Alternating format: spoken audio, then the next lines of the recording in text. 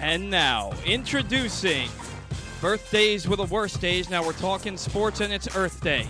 Glenn Jumpman Clark, he's our hero. Gonna take pollution down to zero. With your powers combined, he is Glenn Clark.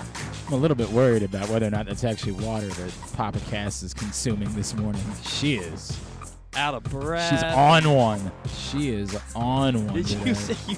There's no. She just made a face that was something else. I don't know what's going on. That may be her drunk face. Good morning. It is Glenn Clark Radio. I'm Glenn. He's Paul. Papa Cass is here today. Unfortunately, little Jordan apparently is sick. Now, I don't think it's COVID. He had the COVID once before, so I don't know. He said he was getting tested for strep. I don't think you can get it by proxy, but I woke up this morning with a sore throat. That's all I'm saying. I don't. I just heard them, it's just allergies. I just heard them talking about Johnny Depp and Amber Heard's text messages going for the throat. What? So you said you had a sore throat. It's just Cass wants to say something. What? Yeah, it's in Oh, in Virginia? Yeah. Oh, okay. I was like, wait a I actually second. went to court there once. For what? a traffic ticket. No, I was a witness Oh. to like a woman beating a child. Jesus Christ. Sheesh. See, I'm telling you, I'm not convinced that's water. I think there's something. Cass is on one this morning. I'm telling you. Maybe All right. my mommy had to go. Lots to do today here on GCR. Coming up in just a couple of minutes, our friend Sarah Perlman's going to join us. She is working with NBC, of course, and covering the USFL now. We will chat with her about that. Later on this hour, Sam Sessoms, who has decided to come to Coppin State from Penn State. He was scoring double-digit points at Penn State and has decided to finish his career at Coppin State. That's not a jump you see every day. So we just want to know why. I mean, we're excited about it. It's a great player for Juan Dixon to add at Coppin State. We just it's an interesting story. It's an interesting finding out why is something I've been wanting to do. So we'll chat with Sam Sessoms about that. Stuff and things is, I guess, what we say for the rest of the morning here on GCR. As we got a couple other irons in fires for the day. Today's show brought to you by the FanDuel Sportsbook at Live Casino and Hotel, where we will be in 6 days for the first round of the NFL Draft. You're going to want to join us in the FanDuel Sportsbook. Why? Well, you'll want to join us because it's the best betting night of the year. And you're going to want to join us because we always have tremendous giveaways for you. All you got to do is come sign up, and while you're hanging out, let's just say you're winning money, you can also win great prizes. If you're losing money, you can feel a little bit better about your losses by winning some great prizes. I'll be there, the NFL chick, Sarita Hubbard, my co-host Sunday on The Fan. She's going to be there. Look forward to seeing you. Now, we've sweetened the pot. Let's say you want to go, you want to hang out, and maybe you don't want to have to pay for your booze or your food. I don't blame you. Who wants to do that? I'd rather never have to pay for any of it. So if you go right now to PressBoxOnline.com/contest, you can register to win a VIP experience in the FanDuel Sportsbook at Live Casino and Hotel for the first round of the NFL Draft. You and 3 of your friends will have a reserved table, which is significant because it's going to be a packed house this coming Thursday night, and a $300 tab, courtesy of your friends at PressBox and the fine folks in the FanDuel Sportsbook at Live Casino and Hotel. You don't have 3 other friends? Make them. Cass says she'll go. She'll be your friend. You don't want 3 other friends? Well, that's a different conversation altogether. But whatever it is that you do, you want to get signed up, PressBoxOnline.com/contests right now, and you can win a VIP experience for 4 in the FanDuel Sportsbook at Live Casino and Hotel for next Thursday night, April 28th, for the first round of the NFL Draft. Again, PressBoxOnline.com/contests. And even if you don't win, we hope that we will see you out there for the draft. All right? Get signed up right now. We will delay our recap. We'll get to that here in a bit because right out of the chute this morning, it's good to catch up with our next guest. Of course, you remember her from Masson, and now you've been watching her on NBC and the various NBC platforms. She does a lot of gambling coverage, and she's added USFL responsibilities this season. She is our friend Sarah Perlman, and she's back with us now here on GCR. Sarah, it's Glenn and Paul. It's always great to catch up with you. Thank you for taking a couple of minutes for us. Hey, guys. Yeah, thanks for having me on. What's going on? Everything is good. All right, I have to ask. Were you watching yesterday? I was. Okay. What was your reaction as you watched that entire scene unfold? Oh, that's such a loaded question. Honestly, I woke up this morning still thinking about it. My immediate reaction was either I don't know the rules right or, the call was wrong or what have you. I mean, I kind of stand by. I don't think he made an attempt to go to second. There's no doubt about that. Yeah, there's no doubt about that. I mean, I was kind of mind blown more than anything, but it is what it is. Do you say, like, okay, this is what I'm always interested in because I deal with this with my buddies sometimes. Do you say anything about it or do you just leave it alone afterwards? You mean to Trey? Yeah. Oh, no, we talk about it. Okay, all right. Yeah, no, we definitely talk about everything. Do you make fun of him? Are you able to be like, dude, you really lost your mind there? Like, are you able to do it that way? Or is that, can you not? I kind of side. I think I side with it more than anything. Okay. Like you're passionate about your career, I'm passionate about Hell mine. yeah. Trey's the same. Hell I yeah. mean, I think sometimes if you get really fired up, that happens. I don't in blame life, him at so. all. It was the worst call I've ever seen in my life.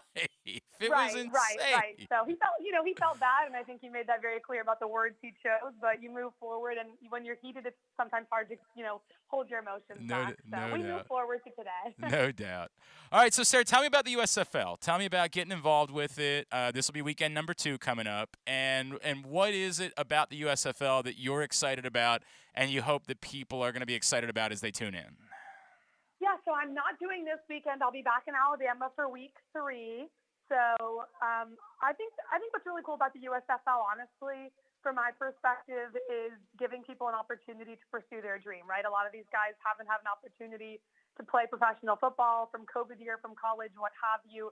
Coaches getting an opportunity, and also some of these guys are damn good. And I think from my perspective, watching a lot of these players get an opportunity, on top of the fact that it's a really fun league, I got to go to a lot of practices and obviously cover the first weekend. It's exciting, and if you love football, betting on it or not, you like to watch football, why not? I think we need a spring football league. You talk a lot of baseball. I certainly watch and talk a lot of baseball. Like having a minor league system, for example, is crucial, and I think football needs that spring league to kind of help keep football year-round for fans, but also give some of these players an opportunity to take it to the next level and pursue their dreams of professional sports. So it's been fun. I think everyone should watch. It's an exciting league, and the games are they're super entertaining. First week in the book, so I think this week will be even better. Sarah, was there any particular player that stood out to you over the first week, and you're like, this is the guy? Maybe the way that a couple years ago P.J. Walker was in the XFL, like somebody that stood out to you, and you're like, you need to keep your eye on this guy because this is the type of player that could end up finding their way back into the NFL. There were a few, and I think it's funny. Mark Thompson, who went to Florida, ironically enough, is a running back. I saw him get some action. I thought he was stellar. I think Clayton Thorson showed a lot of really good football and good quarterbacking for their first week. So I think there's a few players, and I'm more excited now to see after week 1 so tough. They had like a month to get all of their stuff together and put these teams together and practice and get to know each other. And I think even from now on, we're going to see a lot of better special teams and even 3-point attempts. But, yeah, I think there's quite a few players out there that have a real shot at coming back to the NFL or getting at least some opportunities and signing with the team and on a practice squad. You just said we're chatting with Sarah Perlman, of course, is covering the USFL for NBC. You just said a phrase in there that I think a lot of people are confused by because you said 3-point attempts. And I thought that was a basketball term. So for those that don't know, what is a 3-point attempt in the USFL? Yeah, so you can go through an attempt or a 3-point attempt. And it's honestly, I think, kind of interesting and exciting because pretty much teams have the option of either like attempting a pass or a run from the 10-yard line after scoring, and that's to go for a 3. So you can obviously come back from a big deficit or take a big lead. So I love it.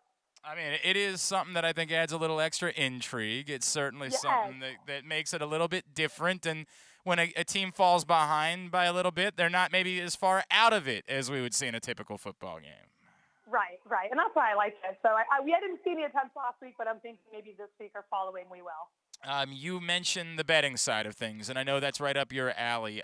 Paul was trying to convince me yesterday that I should bet an over on was the Gamblers game this weekend. I saw a lot of low scores last weekend, and I think the number was like 41. Something tells me that like defense is more the story in the early going of this. Would I be crazy betting an over at this point in the USFL season? You know, I'm not betting USFL myself because of your job. I get that. You know what? But you know what? I kind of agree with you. I mean, I've seen some low totals, and sportsbooks are typically right, and we saw so much better play from defenses last week than offenses clicking, a lot of running. So yeah, I kind of side with you there. I would hold off, wait another week to see if these offenses start clicking. That's where I am. I just need to. I need to see Don't it listen to Paul. before. Yeah, right. Yeah. What does Paul know? You're all gonna be sorry when this parlay hits tomorrow. I'm just saying. Paul's very excited. You're gonna be praising me on Monday. Very excited about this parlay. Sarah, hey, with that in mind, what's the craziest thing you've ever bet on? And I bring that up because you may or may not be talking to someone who has legitimately won a lot of money this week betting on Ukrainian ping pong. Who is doing that? That would be me. That would be Oh my gosh, Sarah. that is crazy. Sarah, as on a lark, it was the only thing going on. It was the Sun. I lost on the Suns game the other night because of the Chris Paul injury. And you know how I'm sure you know how it goes when you lose on something. You just immediately want it back. And the only thing that was left to bet on that night was some Ukrainian ping pong. And I said, what the hell? I'll throw a couple bucks. And then I won that one. And I said, well, why don't I throw a couple of bucks on something? No, I won like 12 straight. Okay, that's the craziest thing. I do not bet anything like that. And I would tell you, as someone who works in betting, to not chase, if you're behind. Oh, no doubt. It's definitely how you get yourself in so much trouble, but it happened to work out. Right. The craziest thing I've bet on, I had a bet with BetMGM when I was living in Tennessee for two different players to score 2 touchdowns, and it was like I think I got 500 to 1, and I hit it. I won a ton of money. Do you remember who the players were? Yes, it was the Browns and the Ravens game. Okay. And and Gus Edward, and we need to find that game. It would be in 2020 or 2021. Okay. Yeah, and that or 2020 rather. So we could find it the exact. All right. So it was Gus Edwards and who? And Kareem Hunt. And they both scored. I want to say it was either Gus Edwards or another running back for the Ravens at the time, and I think the game was in Cleveland. I'll find it. Was it the wild game at the end of the year where Lamar Jackson had to go to the toilet? Was it that game on the Monday nights? I don't think so. Okay, all right. We're gonna find it. But does it make you? Do you find yourself now? Like, are you a bigger Gus Edwards fan because of something like that? Do you find yourself like purposefully rooting for Gus Edwards? Yeah, always. Of course. Honestly, I'm someone that I'm never, having been engaged to an athlete, I'm never upset with the athlete after. Some people are like, screw you, whatever. But totally, like, I'm rooting for him 24/7 now because he won me some money. And he delivered for you. Exactly right. It was big time. He delivered for you. That is awesome. All right, so Sarah, you're off this weekend, but you're back next weekend. And explain to everybody: are you doing studio? Are you doing sideline? What all are you gonna be doing? So when I'm back in Alabama next week for USFL Week 3, I'll be doing halftime, bridging the two NBC games. So one's on NBC, one's on USA. So during both of those games, I'll be on the field doing halftime shows there, about 10 minutes, different interviews and segments. So I will be on both of those next week. Awesome. And it's at Sarah Perlman on Twitter, correct? Yes, it is. Awesome. Hey, Sarah, great to catch up with you. Congratulations on the gig, and look forward to chatting with you again real soon, all right? All right. Thanks, guys. Appreciate the time. Sarah Perlman checking in with us. We're going to have to talk about it, obviously. We're going to talk about what happened yesterday. That was insane. I think I'm going to have to cool it on the Ukrainian ping pong betting. I think I'm going to have to ease up on that. I made a mistake last night. It was a Yuri versus Yuri match. Not kidding about this. 2 different Yuris competing in a ping pong, and I bet the wrong Yuri. Accidentally. I decided who I was betting on, and then I accidentally clicked the name of the other year. I mean, it's a classic mix-up. It's like a Pan dilemma, you know. It I think I happens. can help with this Yuri Right. dilemma. It's happened to everybody. Who hasn't been there where you're sitting down to bet a Yuri Ukrainian ping pong matchup, and you accidentally bet on the wrong Yuri? We've all been there. It's a tale as old as time, Beauty and the Beast, you know? Like, we've all been in that situation. So... You can only ride the lightning for so long, man. Yeah, well, look, man, I was chasing the dragon, and inevitably it was going to come correct. Today I'm betting some tennis. I have Cam Norrie, so I could use him finishing this off right now against who am I telling? You know, Martin Fucsovics. You know. Who doesn't know Martin Fucsovics? You're a big Fucsovics. All those endorsements. I'm very nervous about that one. I decided to get away from Ukrainian ping pong. I had a fun week. It was fun. It was, as what Lil Dicky might say, it was fun while it lasted.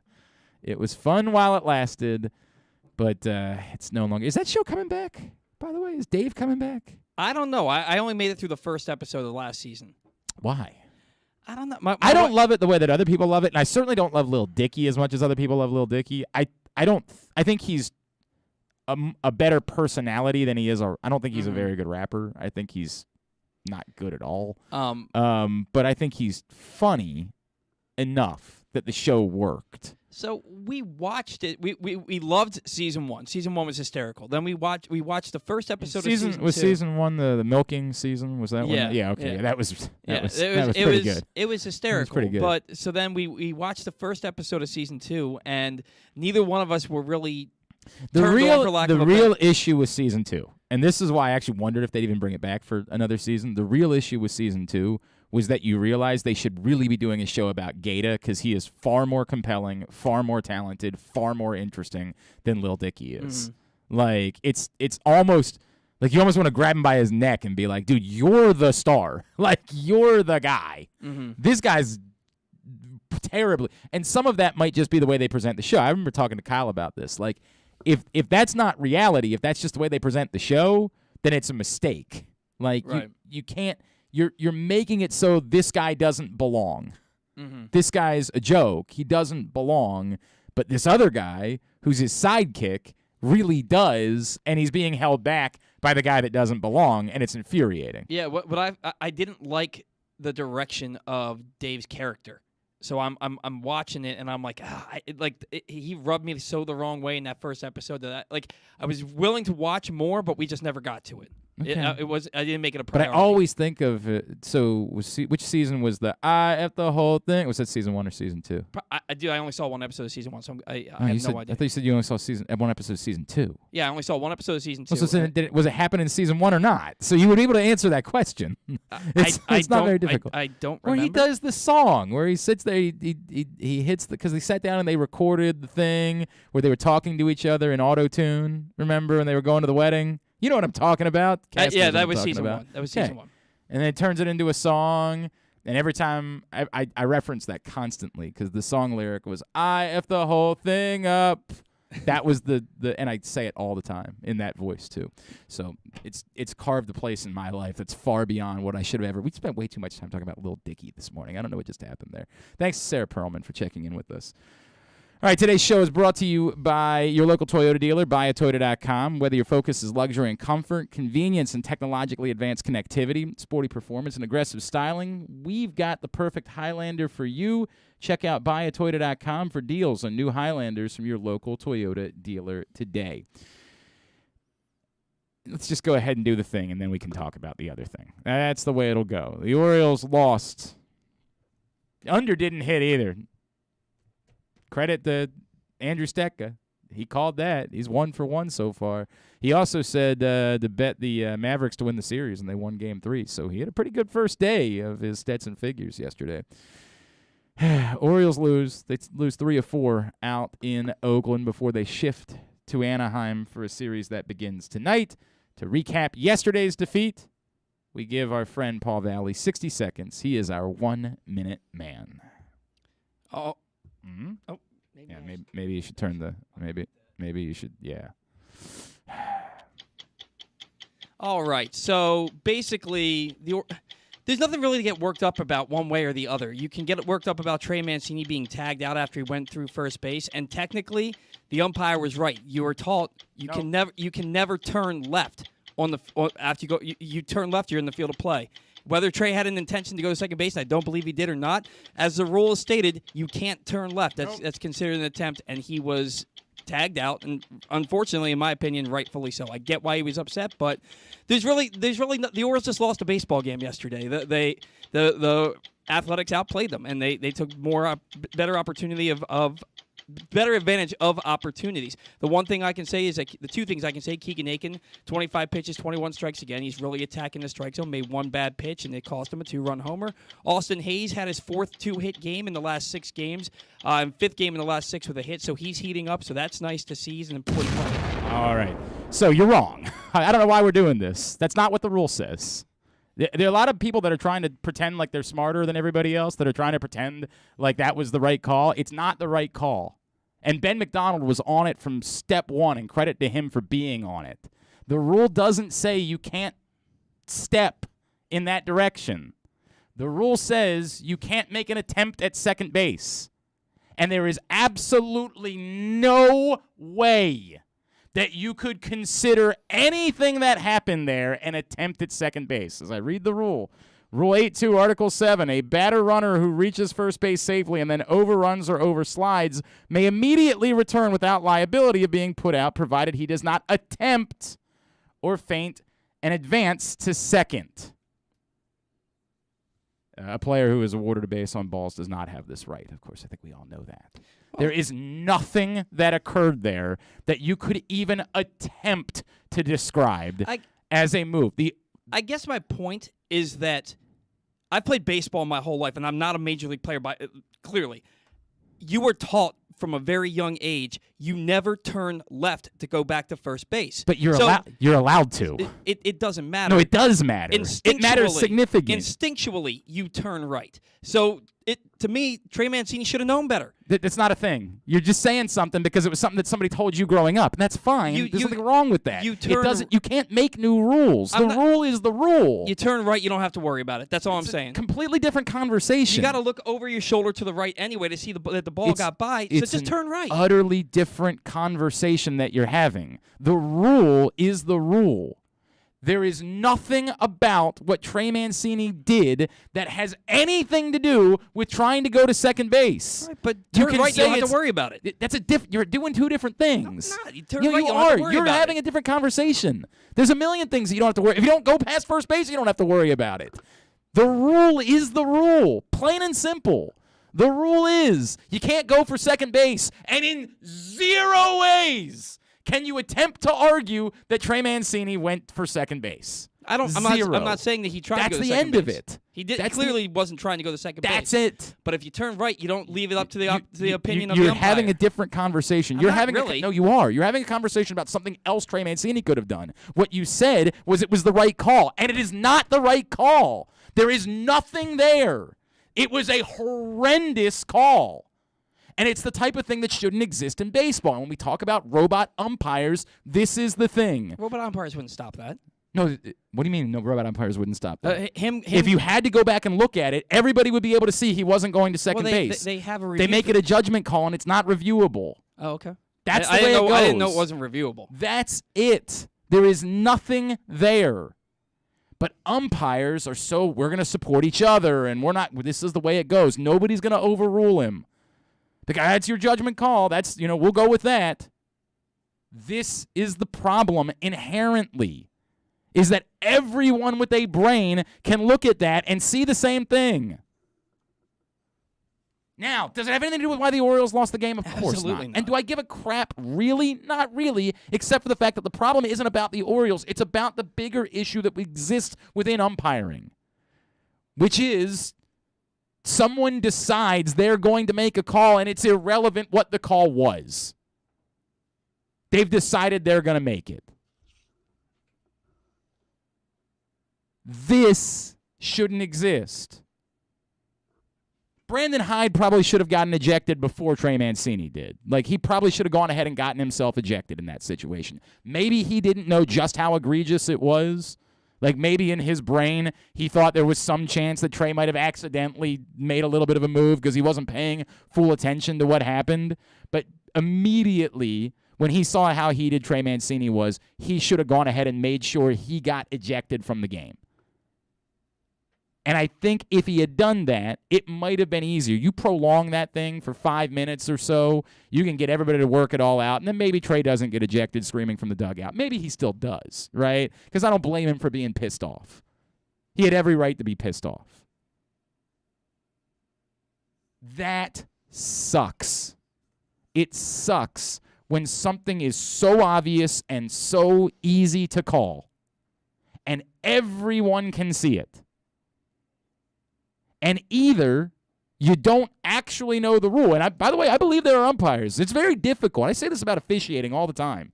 There are so many little intricacies to the rule that somehow over the years, he might have convinced himself that the rule says if you make any sort of move to the inside of first base, then you're out. But it's not what the rule says. Plain and simple. Over the years, Rob Drake, and I know we found a lot of other reasons why Rob Drake might be a garbage human being, but that has nothing to do with him umpiring a baseball game. Over the years, Rob Drake may well have convinced himself of the same thing because he had a coach one day who said, don't ever turn on the inside, that he somehow convinced himself that that's what the rule is. It ain't the rule. And there is simple access to it. And credit to Ben McDonald. This is what makes Ben McDonald so good at what he does. Immediately from the get, because I also remember hearing the types of things that Paul remembered hearing growing up. And I had that thought of, well, there is a little bit of a slight kind of step to the inside there, and, you know, you're not supposed to do that. Ben McDonald from moment one was all over it. No, that's not what the rule says. The rule states you can turn on the inside of the bag to come back to the base. The rule is you can't make an attempt at second base. It's very clear. Which is why I'll push back at what you said, because Trey Mancini might damn well know the rule too. Oh, I'm sure he does. I just watched the video again. Yes. And the only thing that I can see where it may have been the umpire's judgment is when Trey got down to the point where he stopped in front of the umpire. He did this little not even a half jump. It was like an eighth of a jump. It was a turn, but in no way did it turn towards second base. Right. He turned fully back. It was a flinch, if anything, but it wasn't anything like turning to second base. No, it wasn't. It wasn't, but it was a flinch, and that's up to the judgment of the umpire. Look, I think it was. Overall, I don't think he was trying to go to second base, but that flinch can make the judgment be different for the umpire. There was a flinch and then a turn to the left side. If he flinches and comes back to the right side, that's all I'm saying. None of that has anything to do with an attempt at second base. None of it does. You can't make that an attempt at second base in any way. All I know is that if it happened to me in a game and I turned into the left and they tagged me out, I'd be pissed because I knew I wasn't going to second base, but I'd be mad at myself for turning to the wrong way. That's a you problem. We're not playing Major League Baseball. All right. It's that guy's job to know the rules and get the call correct. That's whatever you're doing, wherever you're playing, God bless, man. Hold yourself accountable in that way. But that doesn't have anything to do with whether or not an umpire can get the call correct at first base in a Major League Baseball game. I feel absolutely, who was the guy that was umpiring first base in the Armando Galarraga game, said afterward, I kicked the S out of that call. That was egregious. This was an egregious call. This was shameful. I think there's this was shades a guy of gray here. There's no shades of gray. In my opinion, there's shades of You're gray. trying to make something a shade of gray that you can't. You can't in any world create a scenario in which Trey Mancini was trying to make a move towards second base. You can't do that no matter how badly you try. Agree to disagree, man. He had the flinch and the turn left. The flinch and the turn was right back to first base, Paul. Right, but he still... You have to make anything that suggests you're going to second base. The flinch suggested. The flinch was for a turn back to the bag. It was not. No, Paul, I watched it 800 times. You're going to keep trying to come up with something that's not there. There is nothing there that suggests an attempt at second base in any way. Again, I don't actually think he was trying to go to second base, but I do think that for a split second, the flinch was, oh, nope, there's no chance of me. It was literally a, nope, no chance. And going back to first base. That's not an attempt at second base. You keep trying to make it something it's not because you've decided it was an okay call. It's not that. And not, By the way, I hate groupthink. I hate it when everybody on the internet bitches about a call. I hate it. Until you go back and look at it and realize, nope, everyone on the planet is right about this. This was insanity. This was nuts. This was someone who either doesn't know the rule, and I know that's crazy to say that a Major League umpire might not know the rule, but there's tons of us that don't know the rule. Plenty of us that don't understand the rule and had decided what the rule was because, again, we've been told certain things by the people that were around us growing up in the sport. So we think the rule is that you can't go to the inside of the bag at all, and that's not true. It's plainly not true. The rule is very implicit. You cannot attempt a move to second base. That's the rule. It's very easy once you realize that. Once you understand that that's the way the rule is written, there is nothing about what occurred that you can misconstrue as an attempt towards second base. You cannot do it, no matter how hard you try, no matter how much of a contrarian you want to be, no matter how much you want to not fall in line with groupthink. There is nothing about that. And the question becomes whether or not it's just simply a miscall or someone who didn't know the rule. And that matters because it is a wonky enough rule that it is important for Major League Baseball to go back and make sure everybody understands or rewrite the rule. If you want the rule to be what it is that Paul's talking about from growing up playing baseball, then rewrite the rule that way. I don't know. I don't know if Trey Mancini talked about it. It might very well be that Trey Mancini has known what the rule is forever, and so he knew damn well he had every right to turn around in the field of play. He talked about it in the postgame.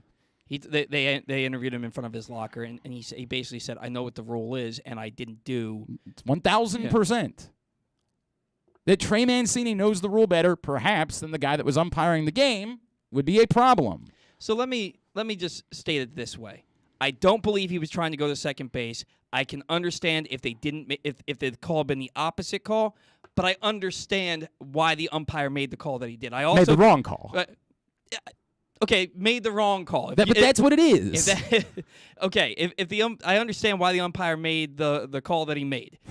We keep trying to do this. You're trying to dance around. I understand why the umpire made the wrong call, in your opinion. But I'm saying this. But there's got to be accountability there. That's all I'm saying. For who? Just because Trey Mancini knew a rule? Don't turn so left. He's got to be held accountable for knowing the rule? And get back to the bag quickly and remove all doubt. We're not going to do this. No, we're not. If he knew the rule, then he doesn't need to be held accountable for anything. He knew the rule. The umpire either didn't or just got it wrong. And those things, by the way, happen constantly. Either one of those things happens constantly. There are so many rules that it is quite possible the umpire genuinely believed the rule was if you move at all towards second base, then that's what it is. It might very well be that he's just convinced himself that that's what the rule is because, again, we're sitting here having the conversation about how that's what's been taught for forever. But it ain't the rule. I also think that somebody posted show on Twitter yesterday, and I do think there was a little bit of showmanship there, like I'm smarter than you, this is a rule, and you didn't know about it. It definitely comes off like a guy that decided he was making a call that had no ability to listen to anything else. Once I've decided I'm making the call that I'm making, the hell with what actually exists. The hell with what's actually true. This is the call that I'm making. That's how it came off to me. It 1,000% came off that way. Now, again, I don't know this human being, and I can't say what he's all about. And these things are separated. If you think it's the reason why the Orioles lost a game, you're insane. Not. It has nothing to do with that. But it does matter in the context of I learned something yesterday because I would have gotten that wrong. I learned. The rule wasn't what I thought it was, which was kind of wild for me. Like, it doesn't happen every day where I learn something new about a sport that I've watched for my entire life. I did not know that you had to actually make an attempt at second base for that to be the case. I've always been, when we play kickball, I'm fearful of it.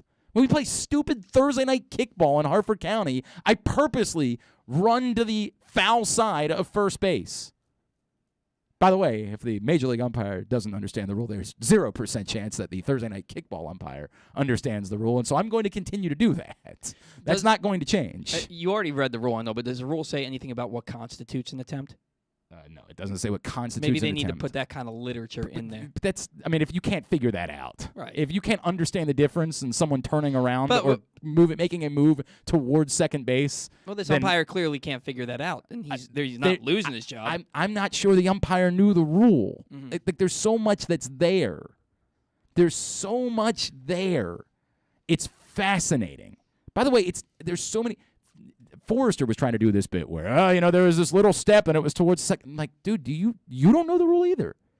And again, that's what happens. I would not, if I had not been watching the game and listening to Ben McDonald explain it when I was watching the game, I would have looked like an idiot because I would have been the guy that said, no, you guys are all wrong.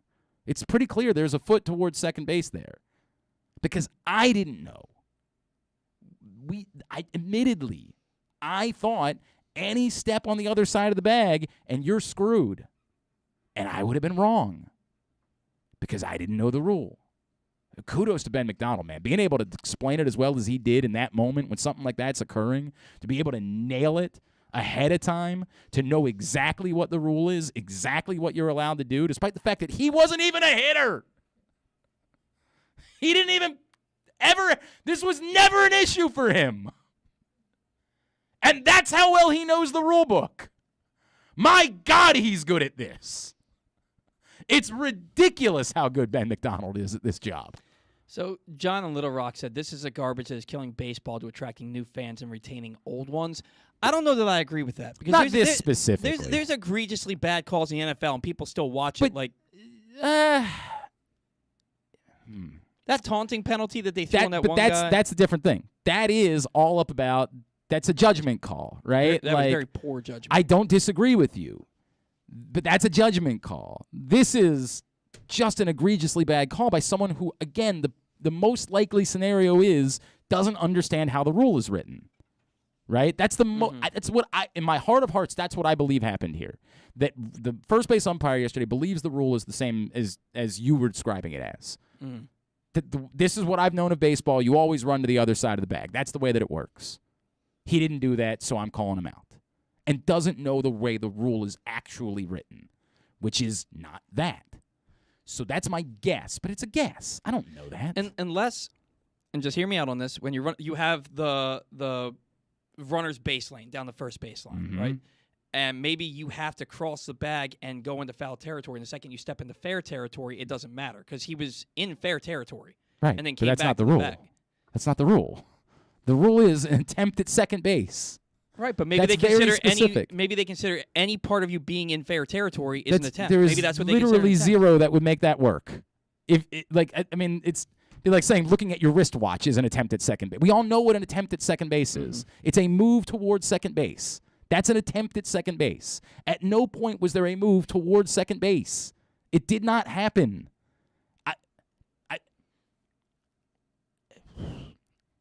The easiest thing to say is make it reviewable. Let's get these things fixed. Yeah. The problem is that you'd have to make, because they go to New York. So yes, they would be able to be fixed upon review. So that's the easiest thing to say. Is just make anything that's a judgment call. And I guess the problem is then if we say make all judgment calls reviewable, then we'd be reviewing balls and strikes, and so we'd back the robot umpires in general. And this is maybe this is gonna sound stupid, but isn't every call kind of except the obvious ones? Because like if it's bang bang at first place. And that's why they go back, they review it, and they say it's a tie. Like they go back Right. and they just say we're going to stay with the call on the field, right? Like if it's an actual bang bang play. But the problem is if once you call them out, you're allowing this. The rule allows for it to be the discretion of this person as to whether or not you made an attempt at second base. As the way the rule is written, it's the discretion of the first base umpire. The first base umpire has decided you made an attempt at second base. Now, again, I don't know that he knows that's what the rule is. So we're doing layer upon layer here. The first layer is, does he know that that's what the rule is? Well, the second layer is, if he doesn't, he's not going to change his mind because another umpire walked up and said, dude, you understand the rule actually says that he's allowed to do what he did, right? Like, you understand that. I've seen him change calls in the past. I've seen it's, umpires yes, come huddle together and and decide. they change But rules. normally that's when somebody is not particularly confident about their call and is asking for help from someone else. Mm-hmm. There was absolutely nothing about the way that call was made that suggested that he was looking for help from anybody else. He didn't ask for help. Nope. You're right. Not at all. So, again, it's not – I spent more time talking about it. It's really, by the way, it's far more interesting than anything that actually happens in these baseball games. Yesterday's game was just ho-hum. Yeah, I mean, it was just a game that occurred. This was by far the most interesting that occurred, and in part because it's Trey Mancini, and we just don't see this type of thing from Trey Mancini. We don't see him lose his mind and start freaking out from the dugout the way that he did. Was it over the top? I don't know. I guess it was. Like, if the game mattered, would it be disappointing that Trey Mancini was screaming and getting himself ejected from the dugout? Yeah, that would be disappointing. Of course, we all know that the games don't matter. But it goes back to why I think initially Brandon Hyde should have made sure he was out there for a prolonged period of time and got himself ejected to create a cooling off period. And, you know, I don't know how good of a manager Brandon Hyde is because he hasn't had an opportunity to really prove that yet. You know what I mean? That's just the nature of what it is that we're dealing with here. But if this was a game that mattered in that situation, that's on the manager to say, I just got to get myself ejected here. I've got to stay out here and battle for long enough to make the point for my player, allow him to settle down a little bit, chill out, and while we do that, I'll go ahead and handle all of this. And then we can play on from there. Probably would have been, like, is it still possible that at some point Trey Mancini would have ended up saying something to the umpire during the course of the game? Yes, it's possible, but it helps to create that buffer, to create a 5-minute prolonged delay, something along those lines, in order to cool everyone down a little bit more.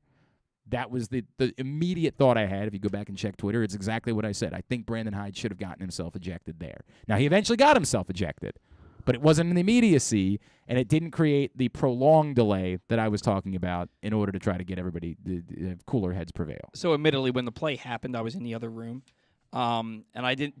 Did he come out? Did Hyde come out and argue and then start to go back to the dugout, and that's when Trey got ejected, and then he went back? It was actually after the next – it was like 2 pitches later. Trey was still barking from the dugout. Oh, wow, okay. Yeah, he should have stayed out there, got himself correct. ejected, 100%. That's 100%. The thought process is stay out there for as long as you possibly can. Like, just stay out there literally as long as you can to try to allow more time. It's generally the manager's job to fall on the grenade for his player. Exactly right.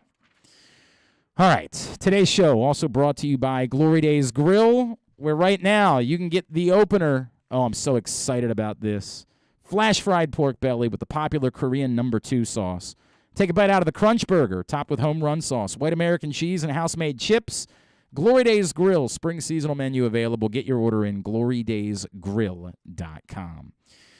I've been wanting to talk to this young man all week because this is very cool, obviously, for Coppin fans. This man was a double-digit scorer at Penn State, and he has decided to transfer to Coppin. And it's just not the type of jump that you see every day. So I'm fascinated to find out why, and I'm certainly very excited that he's made the decision. He is Sam Sessoms, and he's with us now here on Glenn Clark Radio. Sam, it's Glenn and Paul in Baltimore. It's great to chat with you, man. Thank you so much for taking the time for us this morning. No problem, man. Thanks for having me. Absolutely, dude. Sam, I'm sure you've gotten this question from a lot of people, so I'll make it as vague. Why Coppin, and why now, at this point in your career, was this the step that you wanted to take? First and foremost, it was honestly my relationship with the coaching staff. Me and Juan Dixon built a great relationship from day one when I entered the transfer portal, and I just wanted to get that relationship with the coaching staff off. And also, I know that Coppin State lost in the championship game last season, you know, so I feel like they're in a great position to have success winning it this year. And I figured, you know, adding a player like myself to a team like that, that's already like one piece away from winning. Yeah. I feel like, you know, it was just like an easy decision, you know, but honestly, it was just the relationship with Juan Dixon and the rest of the coaching staff. Them guys really made me feel like home, you know, since day one, you know, so it was just an easy choice. You know, you were playing in front of massive crowds all season long last year, right, when you guys would go on the road. This is a little bit different. Did you think about that at all? Did you think about, like, hey, I might miss playing in these 15,000-seat gyms all over the country? No, not really, honestly, because I did the best decision I thought that was best for my basketball career. You Okay. know, I have a lot of personal accolades, over 1,000 something points. You know, I played at the highest. I played at Binghamton. You know, so honestly, I feel like coming to Coppin, if I do what I'm supposed to do, the team will be in a great position. And then the year after this one, I would be in a great position to make a lot of money and play in front of huge crowds again. You know, so That's a fair I point. just feel like this is best for my career. Is part of that to take on a more focal part of an offense, Sam, that to be the guy that kind of the ball goes through every possession down? No, not really, because I experienced that at Binghamton. Then this past year at Penn State, I played 30 minutes a game. Was the second, third leading scorer. I was on the top of other guys' scouting reports. And so when I was in a game at Penn State, the offense was ran through me and the other guard, Jalen Pickett. So it wasn't really that. Because I was playing 30 minutes a game at Penn State. It was more so my coaching staff at Penn State wasn't the coaches that recruited me. My 2 years at Penn State, I Sure. had two different coaches, and neither one of them recruited me. So I kind of wanted to just get back to the field of playing for a coach that recruited me and wanted me to be his rather than me just being left at a school and a new coach come in. And that's the feeling that you got from Juan Dixon, is he really made you feel like you were his guy. Yeah, a lot of all the schools in my top six made me feel like that. But with Juan, mutual people. I got friends that went to Coppin State as well because Juan takes on a lot of Philly kids. Okay. And also, you can't, you're not going to be able to play for too many coaches that got the experience or was as good as Juan Dixon as a basketball player. That's a fair point. Yeah. Well. No doubt. Yeah, so I knew he could teach me a lot about the game. Obviously. He's a player's coach, so it was easy. He is Sam Sessoms. He's with us here on Glenn Clark Radio. He's coming to Coppin State after spending last year averaging nearly 12 points a game at Penn State. Sam, there have been players in recent years that have specifically, you mentioned you had been at Binghamton, so you'd been in the America East, but you come to the MEAC, and we've seen a few players say, hey, I want to be at a historically black college. I want to be somewhere where it maybe means something a little bit more to my people and to our culture. Did you feel any of that as you were making this decision? No, honestly, no. I was just I did what I thought was best for my basketball career. Okay. I honestly felt like this was the best decision, and it just so happened to be HBCU. It wasn't one of those things where well, don't get me wrong, I do feel like a lot more talented players should come and play for HBCU schools that are African American, but that's another conversation, but this particular situation wasn't because of that specific reason. I just honestly thought it was the best decision for my basketball. It wasn't uniquely the driving reason why you made the decision. I completely understand. It's like both things can be true. It's just not there wasn't a cause and effect here. Yeah, So, definitely, yeah. Right. Sam, what do Coppin fans need to know about you? What are they going to get when they show up to the physical education complex next season and get the chance to watch you play? I'm gonna play the right way. I'm gonna do Coach Dixon acts, and I'm gonna try to win. I come from Philadelphia, Coppin State. Coppin's in Baltimore. Similar upbringings. So a lot of kids in that area will be able to relate to my story, the things I've been through off the court. The way I play on the court as well. So I think it will be a familiar scene for a lot of people. So just know that I'm coming to win. I'm playing my hardest, and I would excite you guys a little bit. One of the things that jumped out at me about your game from one year to the next, you raised your three-point shooting percentage from 28% to 42%. Is there anything that you can say explains why it was such a jump, or just sort of one of those weird things where the shots were falling for you last year? Oh no, I mean at Binghamton I made a lot of three-pointers. I shot like 6 threes a game at Binghamton.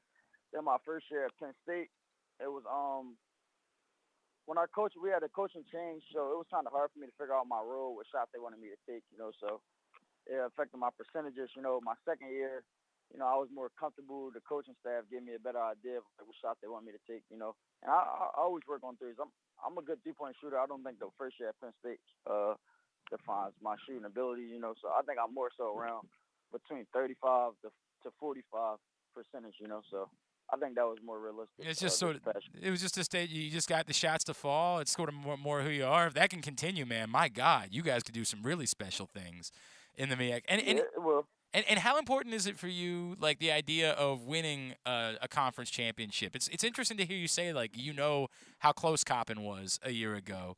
Is that something that, like, you know, cutting down a net, holding a trophy, that's something that you've dreamed of and you really want to accomplish?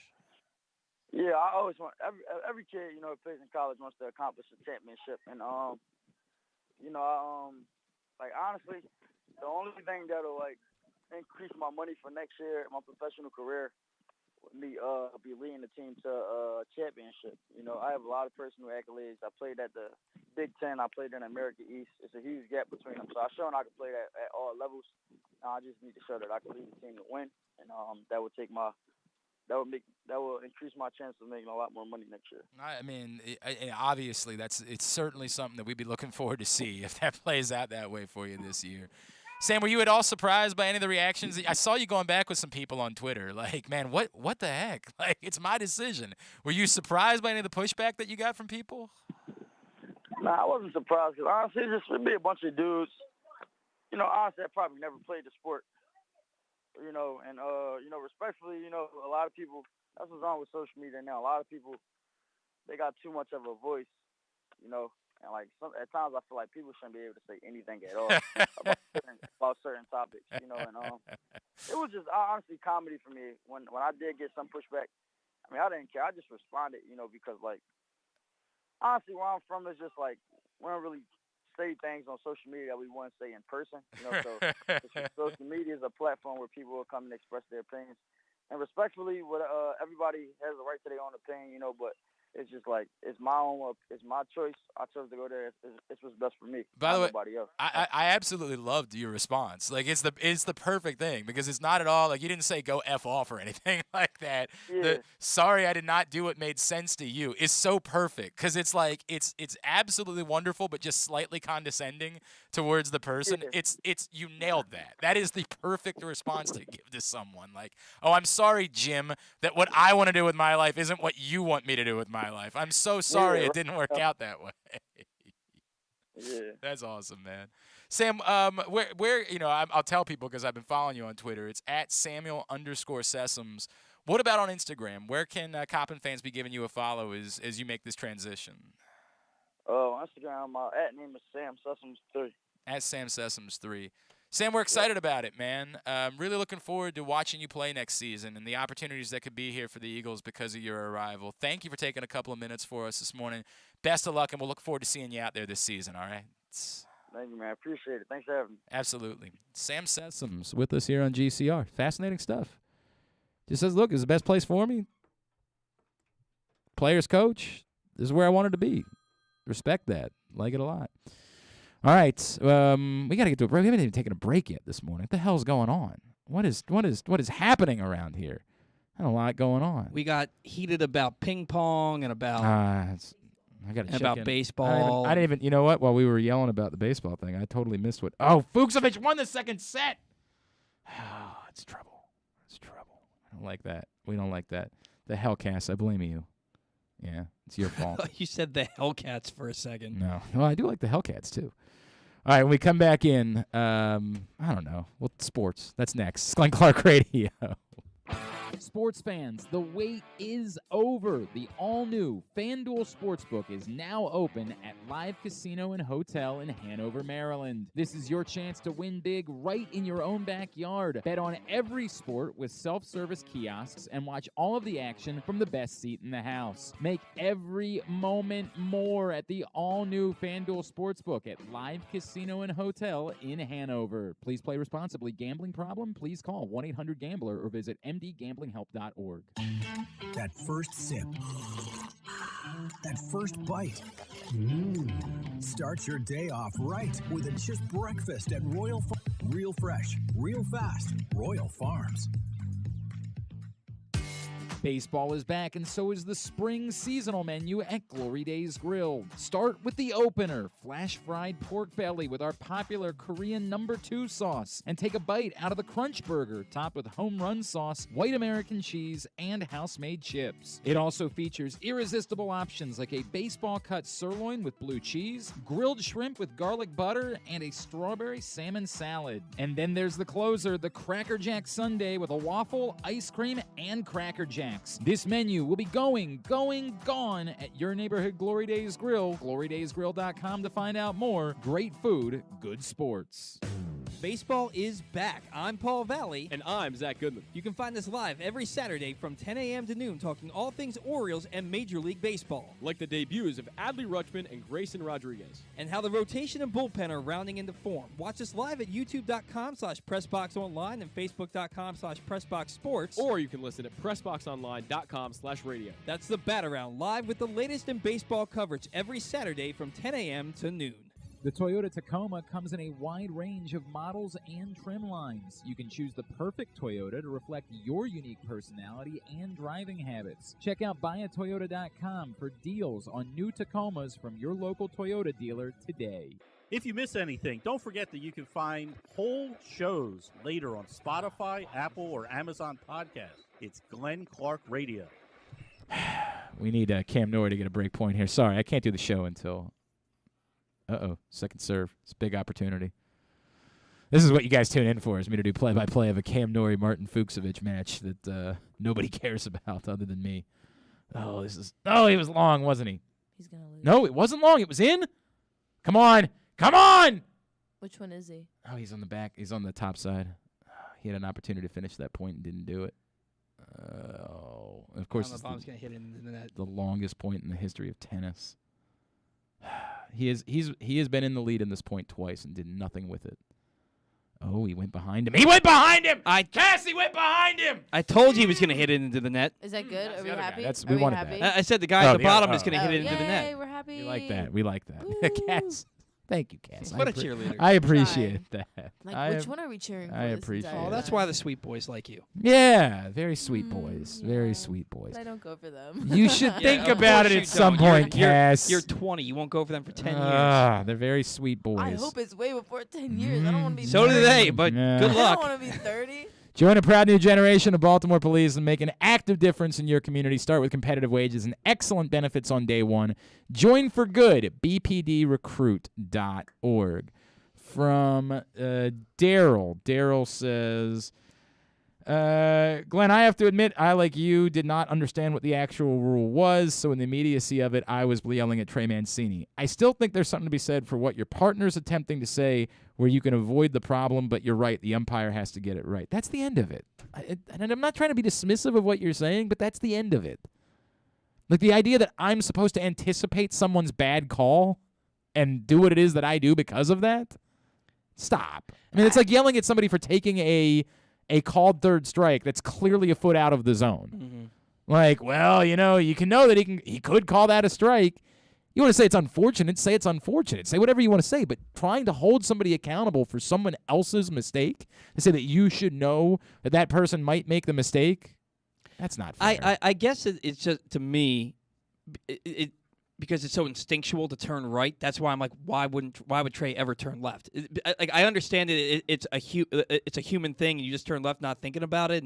But because I consider Or you want to to see a certain portion of the field before you make a decision about what it is that you're doing, whatever the reason is, if you know the rule, then it doesn't matter. Right. Right? Like, it's irrelevant. I am what? What? Nothing. Don't do this to me right now, Sorry, he Cass. just had a really bad serve. Well, that happens sometimes. So They you get think they get two. Yeah, They all right. get two. That is a thing. Okay. Did you not? You said you played tennis. With my sister, and But like, do you not play by the rules? You just make up the No. rules as you go along? we barely even hit the ball. Oh, well, like, that's not we just okay. run That's a across the different- court trying to hit it. That's very different. We don't actually play. Like that's the I understand what you think you're saying, and I get that. I'm not you, Daryl. I understand what it is that you think you're saying, but it's still also not fair. It's not fair to try to hold someone accountable for someone else's mistake. Now, we all do that. Like, we all do the thing where, hey, did you remember to do this? And then we say something like, well, I should have reminded you, right? Like, it's not really my mistake. It's really your mistake, but, I try to shoulder some of the blame in a team effort capacity type of thing, but in this situation, they're not teammates. Yeah. Like, it's not this is one person who did not perform their job at the level where they need to perform their job, and because of it, the other person was penalized, and so that's unfair. Whatever. I don't really want to. It's my God. It was one play in one meaningless baseball game. 20 minutes. Hey, brother, we'll talk more about the actual baseball, shall we? You think that's going to be interesting? From David. David says, Glenn, I heard you say yesterday that you don't think that the Deebo Samuel thing is legitimate. If you had to compare this to other scenarios that you've talked about in recent years, do you think that because of the type of player he is, he might be more legitimate than, say, when you were hoping that they were going to land Julio Jones? I think it's more legitimate because he's younger than Julio Jones was. I think it's more legitimate because I don't know. Maybe I'll take that back. I don't know if it's more legitimate. I have said for some time that I have been confused as to why it has been so easy for teams to trade for wide receivers. I couldn't believe the prices that were paid for DeAndre Hopkins and Stephon Diggs during that offseason. Bill O'Brien. But that doesn't explain Stephon Diggs. Mm-hmm. Like, we can do the Bill O'Brien thing all we want to do. Stephon Diggs was available for a song and completely changed the course of a franchise's history upon his arrival. Like, singularly changed the course of the history of the Buffalo Bills when he arrived. It has been a few years in which wide receivers have not been treated as the commodity that they are, as if we continue to believe that a quarterback just makes the wide receiver, which, no matter how many times we try to say it, has never remotely been true. It's the other way around. It's exactly the other way around. Literally the other way around. The quarterbacks almost always, there was the one example of the year where Tom Brady was able to win a Super Bowl despite the fact that Gronk was hurt and he was working with a lesser group of, he still had Julian Edelman, who's pretty effing good, but like, I'll give you that I don't know that Julian Edelman would have been Julian Edelman in a lot of other places. I think that Julian Edelman uniquely became Julian Edelman being there with Tom Brady. Mm-hmm. But that's the one example, like, in the modern history of the NFL of a quarterback raising the wide receivers. All of the other examples are the exact opposite of that. That the better the wide receivers are, the better your quarterback is. Now, it's not always, can I prove that it's cause and effect? Can I prove that it's one versus the other? No, of course I can't. But I can't help but notice that the quarterbacks are all better when they have better wide receivers around them. Cass is really into this tennis match, and it's actually, watching her watch the match is distracting me. Like, because she's, like, making faces on various points, and I'm like, what is happening? I just want to know.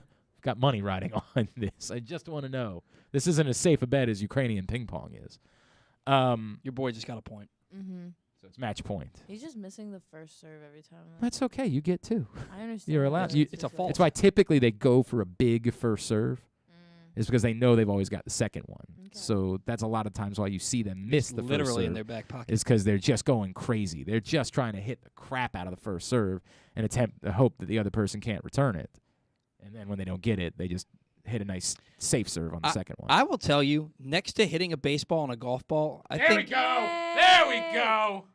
Sorry. Victory. Right, I think serving a tennis ball is one of the hardest things to do in sports. Not easy. It's so damn hard. It's not easy at all. So back to the Deebo Samuel thing. I'm always confused by why it is that teams, again, try to drive down the value of receivers. It's bizarre. It's insane. Now, we've seen a course correction in that this offseason, the contract prices for wide receivers have dramatically escalated. And so I don't know how to consider both of those things. The fact that the contracts are going up, but for the last couple of years, so many have been available for such cheap trade prices. I don't know how to reconcile that. I think it's I think this time around, not only the contract's going up, I think it's going to cost an arm and a leg to trade for one. I don't think you can have Deebo Samuel for anything less than your first and second round pick. Well, I hear you. I still don't think that's an absurd price to pay. We're not talking about trading multiple first-round picks. Right, but maybe you are. Like, what maybe you're that's what the what Niners you're are asking really for. trading is a second-round pick because you're getting a player back. Like, Mhm. you can only use your first-round pick on one player. Well, you're getting a sure thing back in return. So what you're really trading is the additional whatever it is. And the Niners are in an awkward spot because of Deebo Samuel saying, I want to be gone, I'm going to be whatever it is that he's saying. Well, then what do? This is what makes all of this so weird and kind of uncomfortable. And I'm not trying to tell you that wide receivers have to become quarterbacks in which they can just demand whatever it is they want to demand, and that's the way. Because at some point, there's only if wide receivers do it, then why won't cornerbacks start doing it next, right? And then all of a sudden you look around and you got a quarterback, a wide receiver, and a cornerback, and nothing else on your roster. Like, you don't have any money at that point. You just have to have draft picks play over their position. I understand that this is becoming a bit awkward, and that there are teams that are just simply going to say, if we have to pay our quarterback, we simply cannot be paying this other player this amount of money, or trying to figure out where it is that they can artificially lower a price at another position. I don't think wide receiver should be the spot. I hate saying that spot might have to be defensive line or that spot might have to be inside linebacker, but that just might be the answer. The Ravens decided to spend a boatload of money on a safety. Well, we all think he's a hell of a safety, right? Mhm. Like, we all think that Marcus Williams is a damn good football player, and we know how many turnovers he's created in recent years. But if spending that money on Marcus Williams is what makes you balk at the idea of trading for Deebo Samuel because you say, well, we can't pay that money for Deebo Samuel after we trade for him, like, we'd have to pay him a lot of money in order to get him to sign, and we just spent all this money on Marcus Williams. We can't do that. I got to really think about whether or not you made the right decision in the way that you're doing your business. And obviously, it's not that simple. They didn't know that Deebo Samuel was available. It's not like they were choosing between the two. But the question becomes, should you be spending that much money on a safety instead of spending that much money on, say, a wide receiver? Devil's advocate here. I mean, by the way, and I don't know what the right answer is either. Maybe they view Devin Duvernay in the same way that they could use. I've heard that for a couple of people. Body type alone, that's no. You know what I mean? Like, he's pretty strong and fast guy. He's strong. He's not Deebo Samuel. Deebo Samuel's a freak. Okay. Like, Deebo Samuel is an athletic freak. Which isn't to say there's two different conversations. I'm not saying that they shouldn't be using Devin Duvernay in more capacities and shouldn't be doing more things with him. And we saw them attempt to do a little bit of that. I don't think at this point they're purposely holding back on Devin Duvernay because they know he's this unbelievable football player. Yeah, there's and no way they're doing that. They're just afraid of putting him out on the field.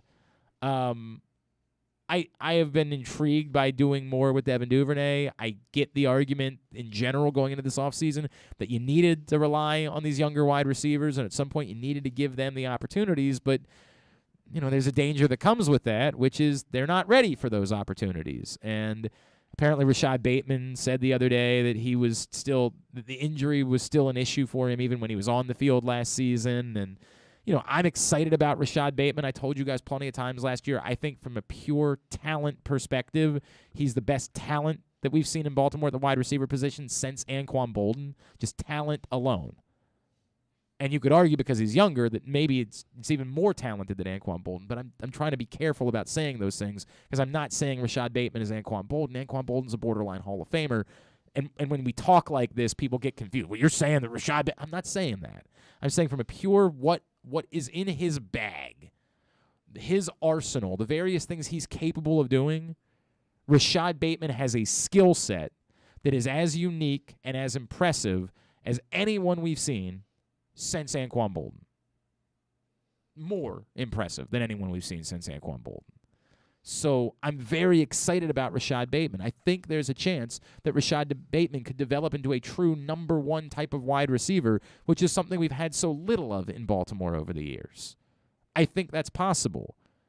But am I banking on that for a team that looks to win a Super Bowl? Tough call.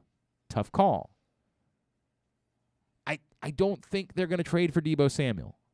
In the same way that I didn't think they were going to trade for DK Metcalf, and I don't think they're going to trade for A.J. Brown, and I don't think they'll trade for Terry McLaurin.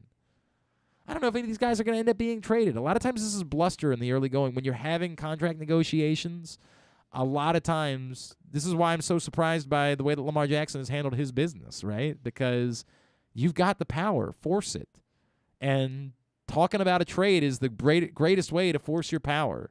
So a team to go back and say, all right, let's settle down here. We don't want to do that.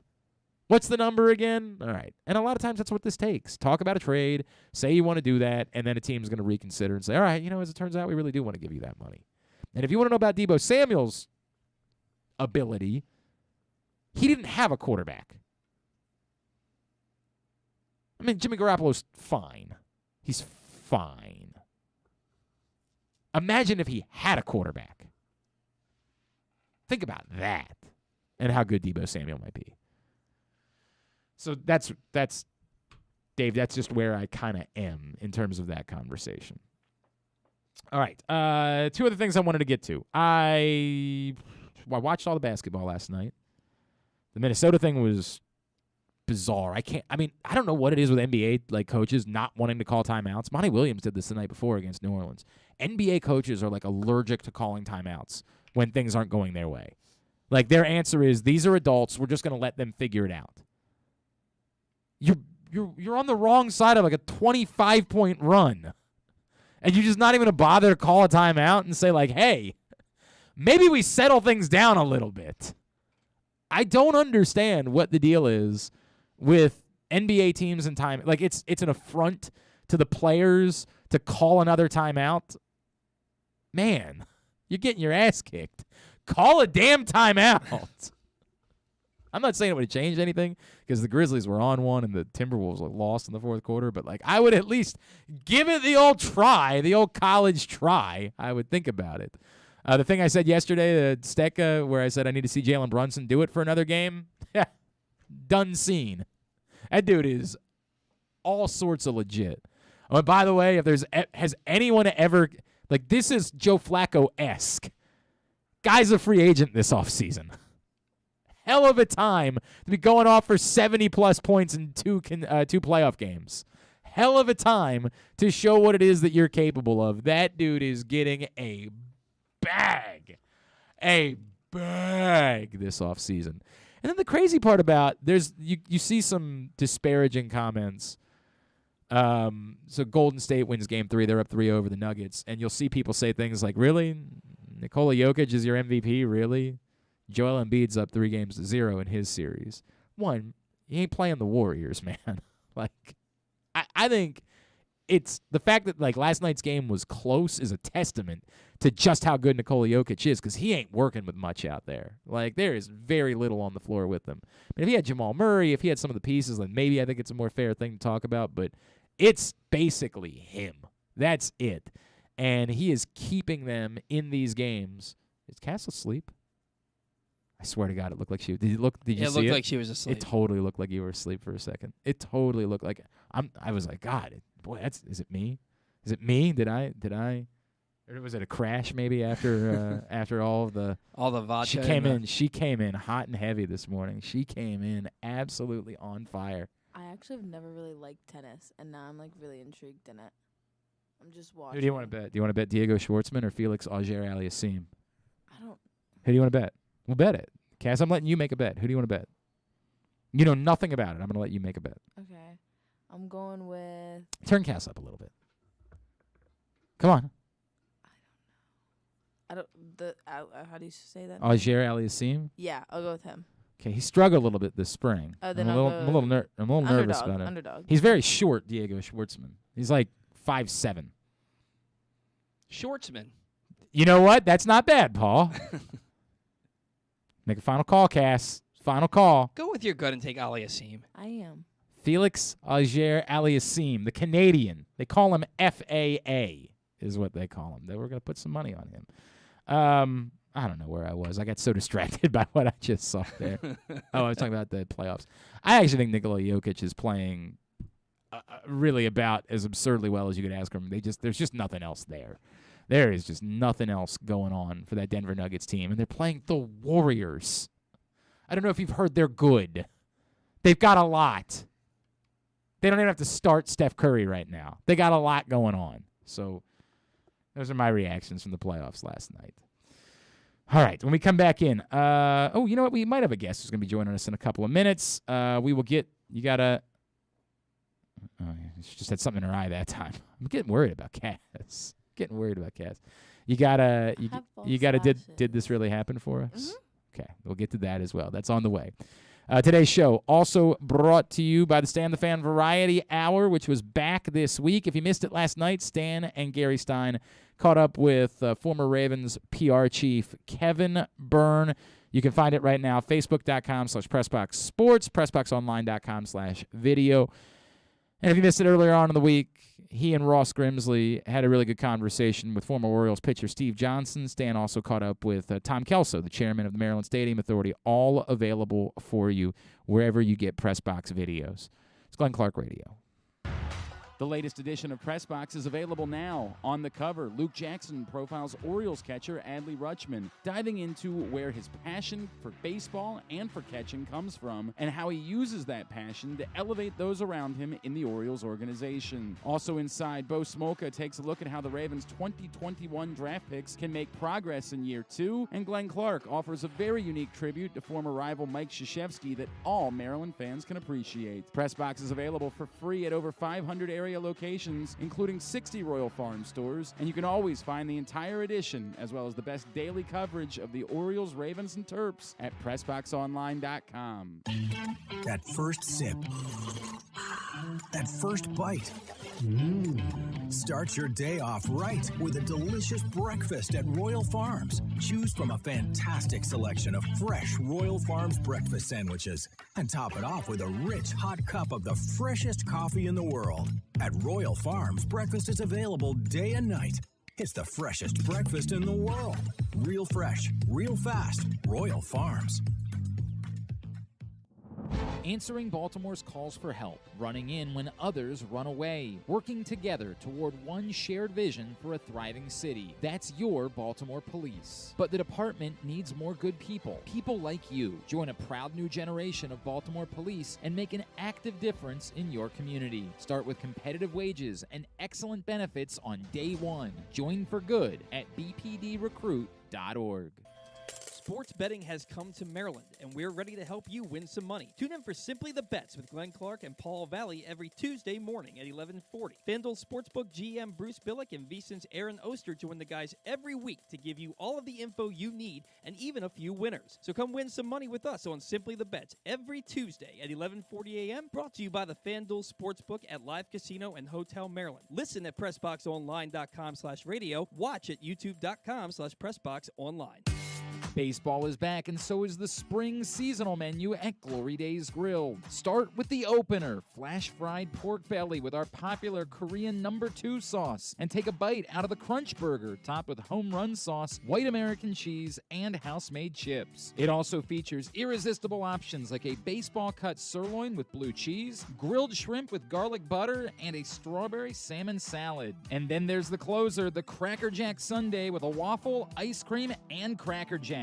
This menu will be gone at your neighborhood Glory Days Grill. GloryDaysGrill.com to find out more. Great food, good sports. We can't imagine why you'd want to, but you can watch GCR live. It's at Facebook.com/PressBoxSports and try to guess whether these guys are wearing any pants. Earl Thomas wants to play football again. Does she ever not want to play football? Sure. Good luck, Earl. Good. Go for it. I mean, new Dixie Chicks song. Good luck, Earl. Yeah, that's right. Earl had to play. Whatever. I mean, my God, man. If y'all want Earl Thomas, by all means, go ahead and have it. I don't think there's a chance in all hell that the Ravens would reconsider Earl Thomas. There's no way. Nor is there a need for Earl Thomas. Him and his business decisions. But I won't be remotely stunned when he's an L.A. Ram. I will not be even slightly stunned when, like everyone else, he ends up being an L.A. Ram, because that's just what we do now. Oh, he's going to end up a Cleveland Brown. I could see right up their it. alley. Yeah, I could see that. I could see them taking a chance on something like that. You're not wrong. I could see that being the case. All right. Today's show brought to you by Simply the Bets and Weekend at Bookies. We do Simply the Bets every Tuesday morning at 11:40 a.m. We do Weekend at Bookies every other Thursday morning at 11:40 a.m. to try to get you ready for the betting weekend. Andrew Stecca was on fire yesterday. You should have been watching, should have been listening. You can go back, find all those shows, facebook.com. Same places where you find the Stan Show, facebook.com/PressBoxSports, PressBoxOnline.com/video, YouTube.com/PressBoxOnline. But every Tuesday morning at 11:40 a.m., every other Thursday morning at 11:40 a.m., all brought to you by the FanDuel Sportsbook at Live Casino and Hotel Maryland. All right, Cass, it's your turn. Did this really happen?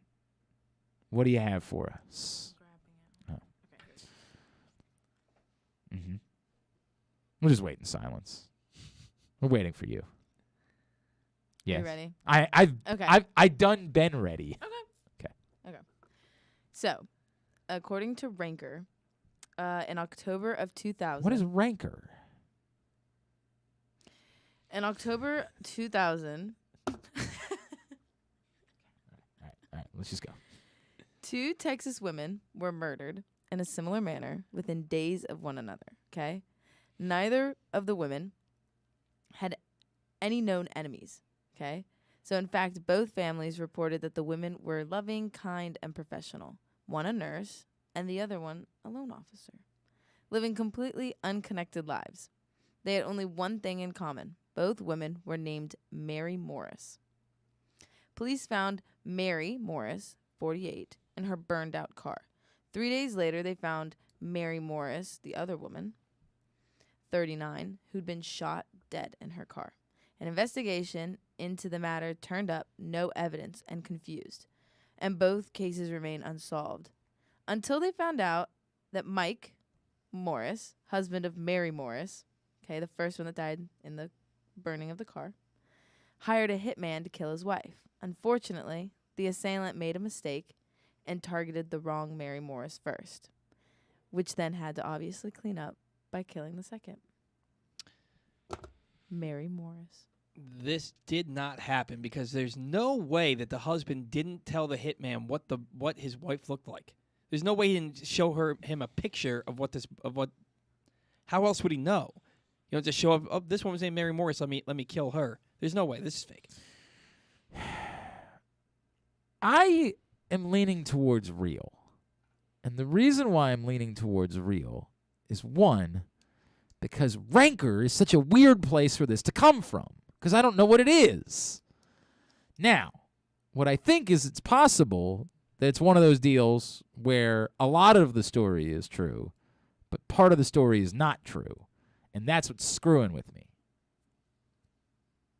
But I'm going to write it out as being real. I say this really happened. It really happened. Yeah, it did! I'm 0 for my last 3. Ice cold. Suck it! Ice. Oh! This is a terrible hitman. Yeah, it's not a very good hitman. This is You're gonna want a How better do you not hitman. know what the woman looks like? What a terrible hitman. Yeah. Well, I What a mean, terrible. You might have gotten what you paid for in the situation. And You what might a have. You might have not. what a terrible husband for multiple Well, reasons. I mean, right? Yeah, which is the bigger problem being he didn't even bother to get the right Mary Moore. Right. No, that's an awful story, Cass. So what a terrible, terrible story that was. Well, that was Not a kinda particularly cheeky mean. thing. No, but it was kind of cool. Oh God! Well, it's not. It's awful. Everything about it. It's really awful awful. that 2 women died. Yes, but it's one of those things where it's It's just not like cool. It's interesting. it's interesting Yes, at that's the the fact better way that of saying like it. he must have got like I don't know, eBay and shopped for a hitman. so Had you can to just have. pick those up on eBay these Yeah, days. right. I honestly probably. They were advertising for wet work. Oh God. Can I use your restroom? Do you get the I reference? I drank a lot and No, I I'm really need to clapping. pee. What movie? I don't know the movie. Anyway, I wonder if you know any of my movies. what That's the movies do thing. you like? Tell me a movie. I'll tell iCarly you. the movie. I've never seen anything iCarly related. Okay, not well once. then there you go. Yep, not at What a all. sad The Not at Duff, excuse for the a Hillary man. Duff story. There was a movie called The The Duff, Duff. I know. Did It you was watch not The the Hillary Duff? Duff. The what? Did you watch The Duff? I want to say at some point in my life I actually I've seen viewed it. The Duff. What about? I'm trying to think of a really good one. Have you seen- Today, Junior. Oh, Jesus. What about? Have you ever seen Mean Girls? That's a classic. You Have I ever seen Mean Girls? You know what? The first time I saw Mean Girls, this is a true story. I was on a date at the late drive-in movie theater up in Bel Air. I was on a date with this girl named Katie, who I'm still friends with to this day. She's a lovely girl. And I thought, because at that age, like, we we were young, and I thought, you go to there's a reason you go to the drive-in movie theater. It's because, Wet work. Wet work, exactly right. I think everybody knows why you go to the drive-in movie theater. So we are leaving her house to go to the drive-in movie theater, and she had 2 older siblings and 1 younger sibling. And the 2 movies that were showing at the drive-in movie theater were maybe Shrek 2, whatever Shrek was out that year, and Mean Girls, right? That was the double feature at the drive-in movie theater that night. And her parents asked, hey, what are you guys doing tonight? We're like, well, we're going to the drive-in movie theater. And all of a sudden, her entire family is at the house at this moment, and they're like, we want to go too. Oh, my good Lord, no. Yes. I'm like, have fun. Yo, do you not understand why it is that we go to drive-in movie theaters? Is this new to you? So I'm like, oh, that sounds great. Cool. You should have let the daughter speak. Now, all of them, because they're old, they're being cool about it. They're like, we'll take our own cars. Don't worry. Don't worry about anything. Everything's going to be fine. Because they like me, right? So they're like, we wanted to see those movies too. So we'll go, but don't worry too much. And it wasn't like they were spying. We got along. We were fine. And so everything was going, we were still okay. We were still all in until we got there. And literally, as we're, making out or whatever in the first movie, her, little sister, her, 10-year-old sister comes and opens the back door to my car and just hops in. It's like, I want to hang out with you guys. Thanks a lot! Why would the parents... you know what? The parents knew what they were doing. They didn't encourage it. The parents had nothing to do with it. It was the siblings. Well, but the sibling... No, you're thinking there was a whole... No. This, honest to God, was... We were just talking about what we were doing that night, and they were all like... I'm talking about when you guys got there, and the fact that they let the sibling get out of their car to go hang out in your car. The sibling didn't just get out and leave. I think that just might be a situation where, they can't control her. Where it's hey, this is your problem, too. She's all of our siblings. You have to take on this responsibility as well. I think it was more that type of situation. Mm-hmm. So we get through Shrek, and Mean Girls is on, and now my entire plans for the evening. Imagine making out to Shrek. But that's the point. You're not paying You're not really paying attention. You're just not watching out it. While there's an ogre. Settle down. You're not really watching the movie. You're just there for a certain point. So now my plans for the evening have been ruined. And I look around as Mean Girls starts. My girlfriend's asleep. Her sister's asleep. So it's just me sitting there watching Mean Girls. And I'm like, well, we can just leave now, right? So I start the car. And as soon as I start the car, my then girlfriend wakes up and is like, what are you doing? I want to watch the movie. I'm like, you're asleep. She's like, yeah, but I want to watch the movies. Turn the car back off. 5 minutes later, she's asleep again. 5 minutes later. But I'm like, I can't. If I start the car, she's going to wake up and she's going to yell at me again. So I just sit there by myself watching Mean Girls and fell in love. And now that's why every Wednesday I wear pink. As everybody knows, I wear pink every Wednesday. You go, Glen Coco. You think I don't know Mean Girls? You think I don't know Mean Girls, Cass? What do you know about what Mean you Girls? know and what you don't Totally know Mean Girls. Paul, what'd you think about them walking Miguel Cabrera yesterday? I didn't see the situation of the game. What? I was at lunch with an old friend. What is that? Man, is that a euphemism for some sort of activity that you were involved in? No, we legitimately was at lunch with an old friend. Well, I have my best friend from when I was a teenager, and it's better if it was a euphemism. Well, no offense. I was at. He hasn't been around for a while, and I was at lunch with his father at Della Rosa's. That's fine. So you don't know the story? I know that they intentionally walked him. I don't know what the situation of the game was. Runners on second and third. Second and third. There was in the 8th inning. There were runners on second and third. And what was the score? It was 1-0. 1-0. Yeah, the Tigers were up 1-0. In that situation, you want to win a ball game. Two outs. I don't have an issue. Yeah, and that's the problem. The problem is it's the correct answer. That really is the problem. I get why it became a thing, but there's no debate. There's no debate about it. I hate the Yankees as much as anybody else does, but there's no debate. And he's been on fire. What did you just say, Cass? I'm in love with the Yankees. What? You're a Cowboys and a Yankees fan. Yankees die hard. I've been there 80 times. Swear it. Season tickets. Love the Yankees. What? She's just No, trying I'm to F with serious. us. I love the She's Yankees. effing with us. I'm a big She's Yankees just fan. doing a I think thing. I just heard John react. Right. Well, she's just doing it. She's just trying to get she wanted to get a rise out of me. Congratulations. You succeeded. Feel good about yourself. She straight up I fooled feel me great. until the Piece of season tickets crap. thing. Anyway, so Go Yankees. shut up. The moral of this is I don't know what Cass is on today. We got to figure it out. She's on one. She really came in today seriously on one. So the Yankees, I hate them, trust me, but there's no debate about this. Yeah, I get it. put 'em on. I get why the fans booed him. I completely understand it. Right? You want to watch Miguel Cabrera get his 3,000th hit. Where are the Tigers? I didn't even check. What's next for the Tigers? Where are they? I guess I should pull that up and as we talk about this, be able to say it. They're still at home this weekend. Come on. I mean, again, the problem If is you paid to go to that game, then why wouldn't you just pay to go to this game, right? Like, come on, man. I can't afford to go to. I mean, I went to 3 games last week. But So you clearly can afford to go to. Let's not pretend like it's. Yeah. There's a $5 get-in for the game in Detroit. Like, come on, let's check. Let's see how much it costs to get into the game tonight in Detroit. Let's pull up a secondary website. So if I go to the old Stoohoo, if I go there and try to get tickets for this, why is that not working? Did I spell it wrong? Oh no, I didn't. Here we go. Detroit Tigers who take on the Colorado Rockies. Real barn burner of a matchup tonight. The Detroit Tigers taking on the Rockies. Oh. Rockies are one of the best offensive teams in baseball to start. There is that. What do you think a get-in for tonight's game costs? You can probably get a standing room only or a bleacher seat or something like that for like $10. You know what? That's what I thought it was going to be too.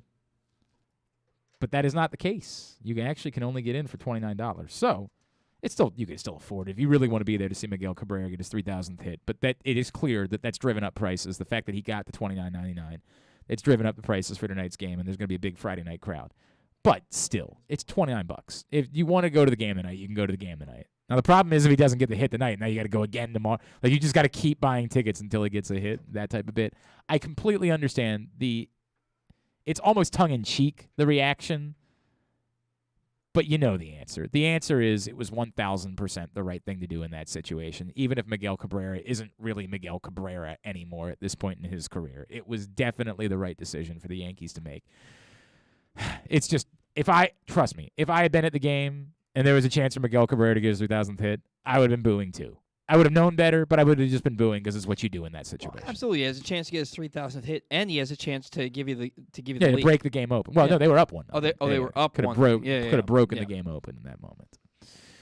All right, so as you guys know, I'm going back to 105.7 The Fan. Myself, the NFL chick, Sarita Hubbard. We start this Sunday, and it is my first time there in 16 years, which is crazy. I got to know this guy over the years. I've always enjoyed his work. He, of course, you hear him every afternoon on 105.7 The Fan as part of Inside Access. He is our friend, Mr. Ken Weinman, and he's with us here on GCR. Were you out? Like, did I see you were like out picking up garbage this morning? What were you doing out there? Yeah, it was an Odyssey One Thing initiative. So we were out picking up trash somewhere in Baltimore this morning. Mountain Branch Road by the water. Look at you trying to make the world a better place. Hey, I'm an Earth Day guy. You're a big Earth Day guy. That's what they've. Yeah. I've heard that about you over the years. Yes. That there's one thing that you should know about Ken Weinman. It's that he loves the Earth. Yeah, super Jewish and Earth Day guy. That's the things that people say about me. I've heard those things. I've definitely heard the other thing about you. Yeah. What's going on, buddy? How are you? I'm good, thanks. Yeah, it was good to see you on opening day. Home opening day. Yeah, I at least wander through. There was now Ken got played though on opening day. There was when we were standing around together. There was a guy that was using him to try to get to Jeremy Kahn. Like it was a very awkward scenario where he's like, "Hey man, I'm a big fan, but you know who I like more?" Yes. He absolutely said that. I love you, but is Jeremy here? Yeah, right. I said, yeah, he's over. He's the guy I really want to meet. Yeah. I swear to God, this is not a joke. So I want, you've done plenty of player shows over the years. You've gone out and hosted those events.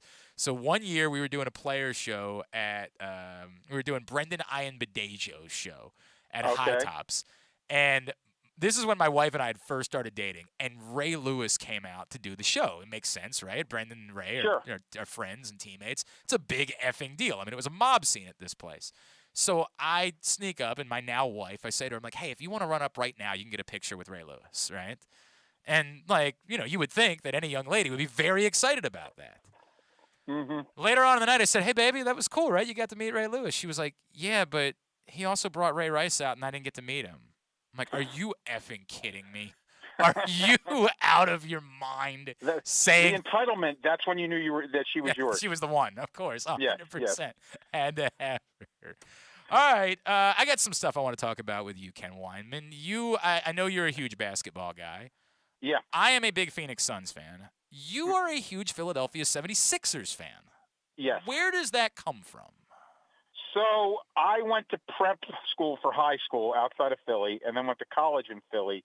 When I was going to high school, my father, and I don't know how this happened, ran the radio network for the Sixers, Flyers, and Eagles. Okay. And so a little known fact, when the Sixers, and this is like the end of Dr. J, Barkley, they hadn't traded Moses yet, but they were about to. That era, they didn't draw well. So like my dad, he had 4 tickets to every game. He's in Baltimore. I'm here. I'm outside of Philly. I was a good student. They let me, I could go to games. I go to games all the time. Like twice a year, you get 30 seats. We take a school trip to the Sixers game. I've been a Sixers fan since probably about 1985. All right. So who was like the first player that you fell in love with? Would have been Barkley. Yeah. Okay. All right. Yeah. All right. I guess Charles Barkley's my all-time favorite player. Is it because you looked at him and said, I could be that? Yes. It's like, I'm fat too. Why does that not work for me? How confident are you feeling right now after what happened in Game 3? I feel much better than – so it's funny, and I was confident coming into the playoffs, and everybody we talked to said, I don't think it's a good matchup for Philly. Yeah. And I trust these people's opinions. I'm like, oh, they had lost 3 or 4 to Toronto in the regular season. Yeah. So I'm just like but Embiid's playing his tail off. Maxey is right now their second-best player. Yep. I think they need to get more from Harden moving forward, but I made a guarantee that they were going to the Eastern Conference Finals before the playoffs started, so I'm going to stay with that. But Miami's going to be a tough matchup.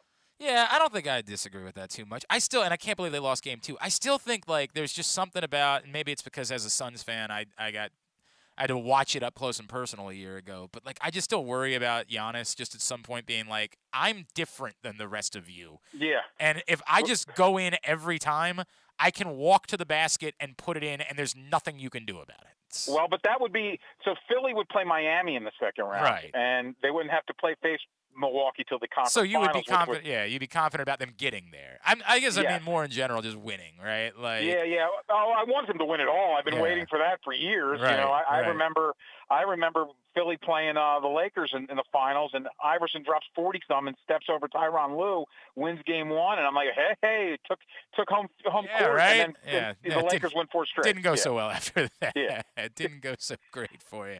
If it ends up being, and I'm nervous right now because of Devin Booker. Yeah, you should be. Oh God, I mean, it's like I don't know how to explain it. They're not. They can win some games, but they could lose the series to the Pelicans if Booker doesn't come back. Like they could. Yeah. I'm not saying they will. I'm saying they could. They could. I guess they could. I to the Pelicans, and credit to them for winning again, but the Pelicans, no Zion. I hear you. I just don't think they have enough to beat CP3 in there. By the way, the Suns remind me of one of the stupid moves the Sixers have made through the years. They drafted Mikal Bridges, and his mom worked for the Sixers in their ticket office. Yeah. And then traded him to Phoenix for Zaire Smith and a pick. Well, just keep Mikal Bridges. I don't get it. You got Zaire Smith, though. That worked out really well. Yeah, Zaire Smith's been great. Yeah. They also traded up to get Markelle Fultz instead of just drafting Jason Tatum. So, that worked out well, too. Yeah, well, other than that, though, trust the process, babe. What are you talking about? You're good. This was the plan all along. It worked out. Well, Embiid's a freak, so the rest of it's just been junk. He's really good. Ken Wyman's with us. So if it ends up somehow being Phoenix-Philadelphia in the finals, you and I will have to come up with some sort of bet that nobody else cares about. But like we have to just think about that now. We have plenty of time.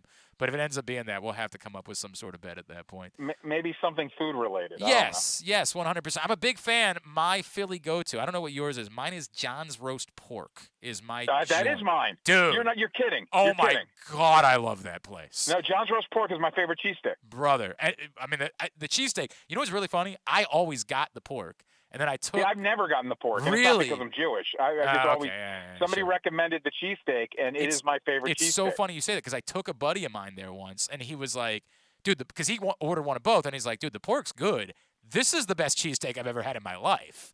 And I'm like, "All right, well, I'll try it." And I was like, "God damn, this place doesn't miss." Like, yeah, no indoor seating. You sit Nope. outside. Nope. It's like a shack. It's the best. oh my God, it's incredible, and you still get all of it. They yell at you the whole thing, like you're Yeah. uncomfortable while you're in there, like I don't know what I'm doing. Like this line's for pork, this line's for cheesesteaks. It makes no sense. Oh. When the Ravens had the joint practices with the Eagles a couple years ago before COVID, I went up specifically so I could go to John's Roast Pork after. All right, well, this is going to be the deal. I'll get you whatever it is. We'll do some sort of Mexican food, but if the Suns win, a trip to John's Roast Pork, you and I, it's on you. All right. So that sounds like a really smart bet. Yeah, right. Hey, that works out okay. Yeah. Where are you with what the Ravens need to do in the draft? Where are you right now with what needs to happen? Man, I think they're overdue on getting some pass rush. What do you do if Jermaine Johnson's not there, right? Like, what about George Karlaftis? I like Karlaftis.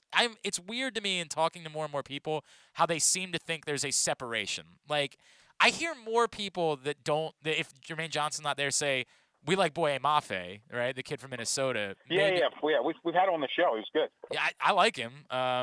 He's a nice player. I don't know, man. Like, I like Karlaftis, but it just feels like the more I talk to people, the more they're like, he's It is kind of split. We've talked to people, like you. We've talked to people. Some of them love him. Some of them think he's got his ceiling is limited. Right. But man, like to me, and granted, they had injuries. But this defense stunk week 1 against the Raiders. I mean, at that point, Marcus Peters, huge loss. Right. But they couldn't get after the quarterback all year. And down the stretch, maybe they win some of those games anyway if Lamar's not hurt. But they couldn't get off the field in the fourth quarter because they couldn't get to the quarterback.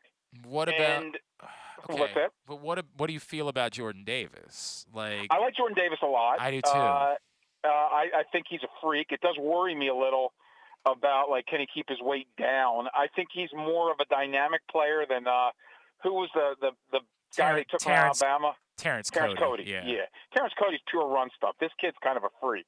I like him a lot. And if they took him, I wouldn't be – if they go and take a cornerback and quadruple down on whatever they're doing defensively – Right. This is the answer. I might be livid about that. Okay, here's the only thing I'll disagree about. And Ken, I would say if for whatever, and it's not going to happen, so it's irrelevant. But if like Sauce Gardner's sitting there at 10, and you can trade a couple of 4th-round picks and a 3rd round or whatever to make that difference, the guy that I look at that guy and say that guy's going to be a rock star for 12 years, right? Like I don't care what position you play. He better be. He better of be. Of course, I hear you. I don't care what position you play. If you can get that guy, go get that guy, because that to me is the biggest. When I look at this roster, how many special players are on this roster right now? Defensively? At all. I mean, entirely. How many truly special players? Like, game-changing? Well, assuming health. Right. I'd say Dobbins, Lamar, Andrews. You're that high on Dobbins, too. A lot of people are. I think Dobbins was going to have a monster year before he got hurt. The whiff in the Buffalo game, I still struggle with it, right? Like, I got to know. I hear you. I got to know he can block. Because I think the world of him as a football player. Yeah. But I got to know he can block. They were going to use him, like, going out to training camp last year. You saw what they were doing with him. He was going to be a big part of the passing game, too, and then that all blew up. So I'll go those 3. On defense, right. Yeah, that noise is exactly Marcus what Williams, I'm Marcus Williams. Sure, Marcus Williams, right. But like Marlon, hey, we thought he was last right. year. We thought he was special, and then what happened? Yeah, Now, I'm a huge Peters guy. I think Peters is, first of all, he's a dog, and they don't have many of those guys. Please pull out the piece of audio where he said, "I'm a huge Peters guy." Just please pull that piece of audio. Isolate that, please. No, he's only been here a short period of time, but he might be one of my favorite all-time Ravens. I just like the end of the Titans playoff game where everybody's running off the field because they don't like Tennessee, except one guy, Marcus Peters, ready to fight the whole team. Right. I love that guy, and I think they missed him, but he's also coming off a major injury, and I don't know if he's still going to be that. He'll be that guy mentally, but I don't know if he's going to be the player he was. But what you're alluding to is exactly where, like, I just need special. I need something that is game changing from moment one. That's where I am. But here's the problem: they have so much money invested in the back end. And the Ravens are one of those teams that want to play the game that they're completely hamstrung by the cap. They don't want to spend over the cap. Right. And so if you're going to play that game, you can't put even more assets in the back end when you haven't put any in the front end. I hear what you're saying. Boy, there are so many things we could isolate. We could really turn this into quite a conversation. It's like Barkley last night talking about banging guys. No doubt. I hear what you're saying, and I'm the guy that's been yelling about this for some time, which is you can tell me all you want about how the analytics say this is how you build a defense, and I hear you, and I'm not telling you that you're wrong. But at the end of the day, what was the most important defensive play that was made a year ago by the Baltimore Ravens? It was Odafe Owe up front against Kansas City. Yeah, the strip against Kansas City, yeah. Like, to me, at the end of the day, when the game is on the line, when you have to make a play to win a close football game defensively, and I know this isn't, science, but it feels like 7 to 8 times out of 10, that play is going to have to be made up front.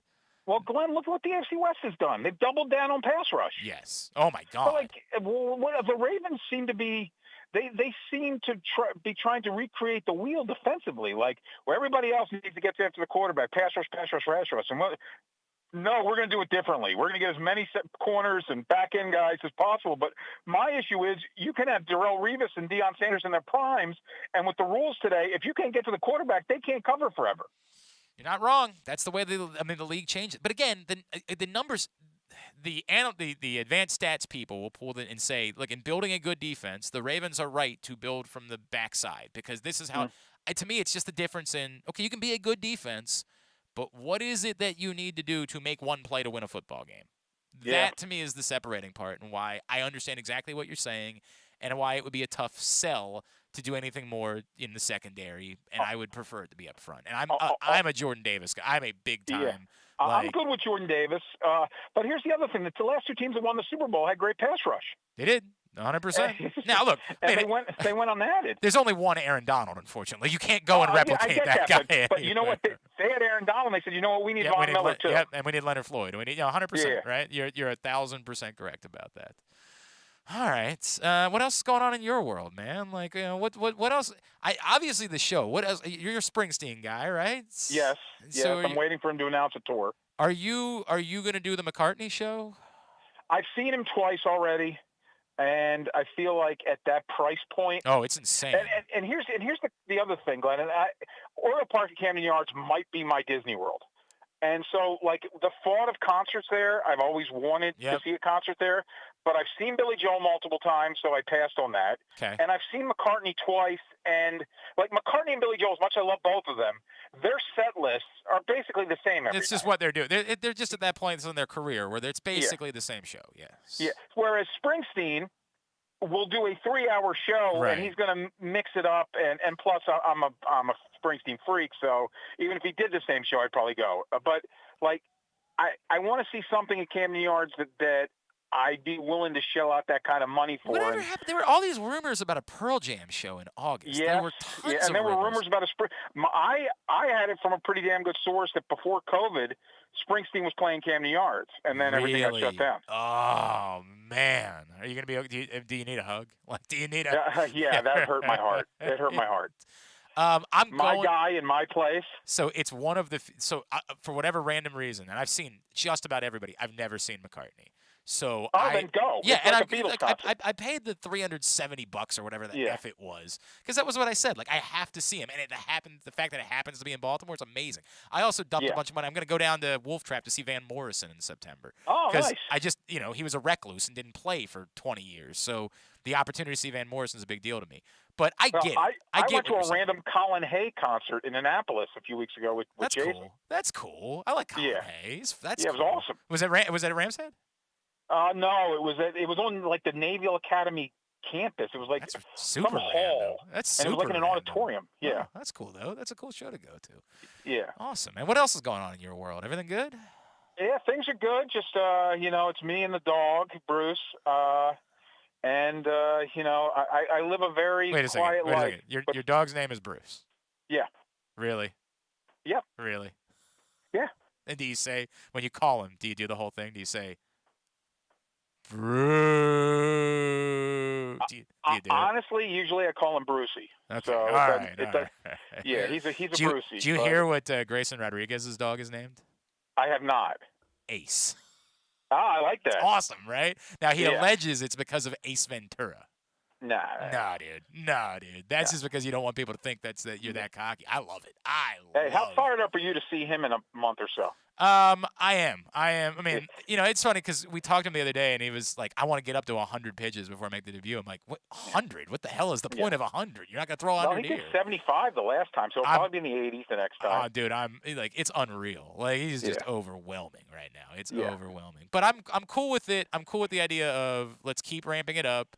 Let's not race. Plus, I don't know if people have noticed, the pitching has been fine. It's not the problem. Yeah.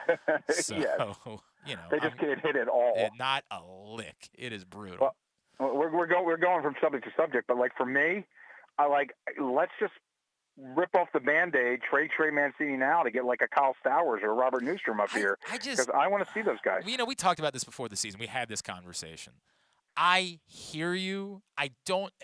The best argument that was made, Dan Connolly made this argument. He said, I've watched too many players come into this organization that didn't have the right type of person around them. Mm-hmm. And the value of Trey Mancini, even not guaranteeing him anything, whatever it is, the value of Trey Mancini for that next group of guys. Because if it's not him, who is it? Who is the veteran that they're looking to? I don't think should be dismissed. And I said, I hear you. I hear you, and I get that. I just know, in my head, they're trading him, so I've just come to terms with it. But if they trade him, they're not getting anything. You know what I mean? Like, nobody's giving you anything for Trey Mancini. No, he's worth more to them than anybody else. 100%. But that's the problem. They should have traded him at the deadline last year and thought they weren't getting enough, but that's what you're going to get for him. You might have to package him with somebody to get something half decent. And that's, Paul brought that up before the season. I am all in favor of them taking on someone else's bad contract in a trade like that. Like, I am 100% in favor of, you got bad money that you need. Like, the Orioles aren't spending anything. Take on somebody else's bad money and throw in Trey Mancini in order to get a real prospect, right? Like, sure. Well, that's what they packaged Sulser and Tanner Scott together, and Orioles Twitter lost its mind over Cole Sulser. Right. And they've got all these arms, Batista and Baker and Perez. They're fine. They didn't need Cole Sulser, and they got themselves a draft pick and an extra $1 million to spend, which tells me they're definitely taking, in my mind, they're taking Andre Jones's kid because he's going to be over slot, and they wanted that extra money. And the outfielder they got, Fangraphs already has him in the top 25 prospects. I mean, there was no world in which I was getting worked up about, like, Cole Sulser and Tanner Scott. It was hysterical. Like, it was hysterical. What are we doing? Vitriol. Like, what are we doing Cole here? Sulser. It's Cole Sulser, man. It's some cold salsa, baby. Like, no offense. It's probably a good guy, but what are we doing? And Tanner Scott stinks. Right. I mean, like, I get it. We're all enamored by the fact that he can throw the ball really hard, but he couldn't throw it over the plate. Like, what are we doing? Zero. What is it that we're getting worked up about? All right, buddy. You want to plug what's coming up on your show today? 2 to 6. I got to be honest. I still haven't gotten home since going to pick up garbage. Yeah, right. You've been spending your morning making the world better. Yeah, I'm more concerned about making the world a better place. But tune in. We will definitely have some good football talk, some good Orioles talk. For the life of me, I can't remember who we have on today. All right. I'm sure it's somebody good. I think Bishop Desmond Tutu is joining the show at 3:30. Whoa! Yes. What a gift. Yes. Man, I've been waiting for this one. This is the day. Yeah. And we're efforting to get Sashi Brown on just to talk about the Washington Go-Go, and can the Baltimore market steal the Go-Go? You guys really want that? Is that something that you? We want a G League team. If the G League played in Towson, you wouldn't go? I would go. But I would go based on who. I would have gone this year to see Pat Spencer. It would be a player thing. But you go next year to see whoever the next guy is. Yeah, but there had to be somebody that I would be particularly interested in seeing play. Do you go to Blast games? I have gone. Yes, I have gone. Do you go? Then why wouldn't you go? Your point is well taken. It would be something that I could do with my kids. Is exactly right. Right. That's what you're right. It's good competition, and and there's going to be 4 guys in the league that decide to go to the G League instead of going to college. They just built a building for the team down in D.C. I don't think they're looking to move them. They draw about 300 people a game. All right, fine. And it's in a horrible part of D.C. All right, you know what? You've convinced me. We'll take them. I'm excited now. Let's go. I want the Go-Go. Let's go. I want the Go-Go. Let's go. Let's do it.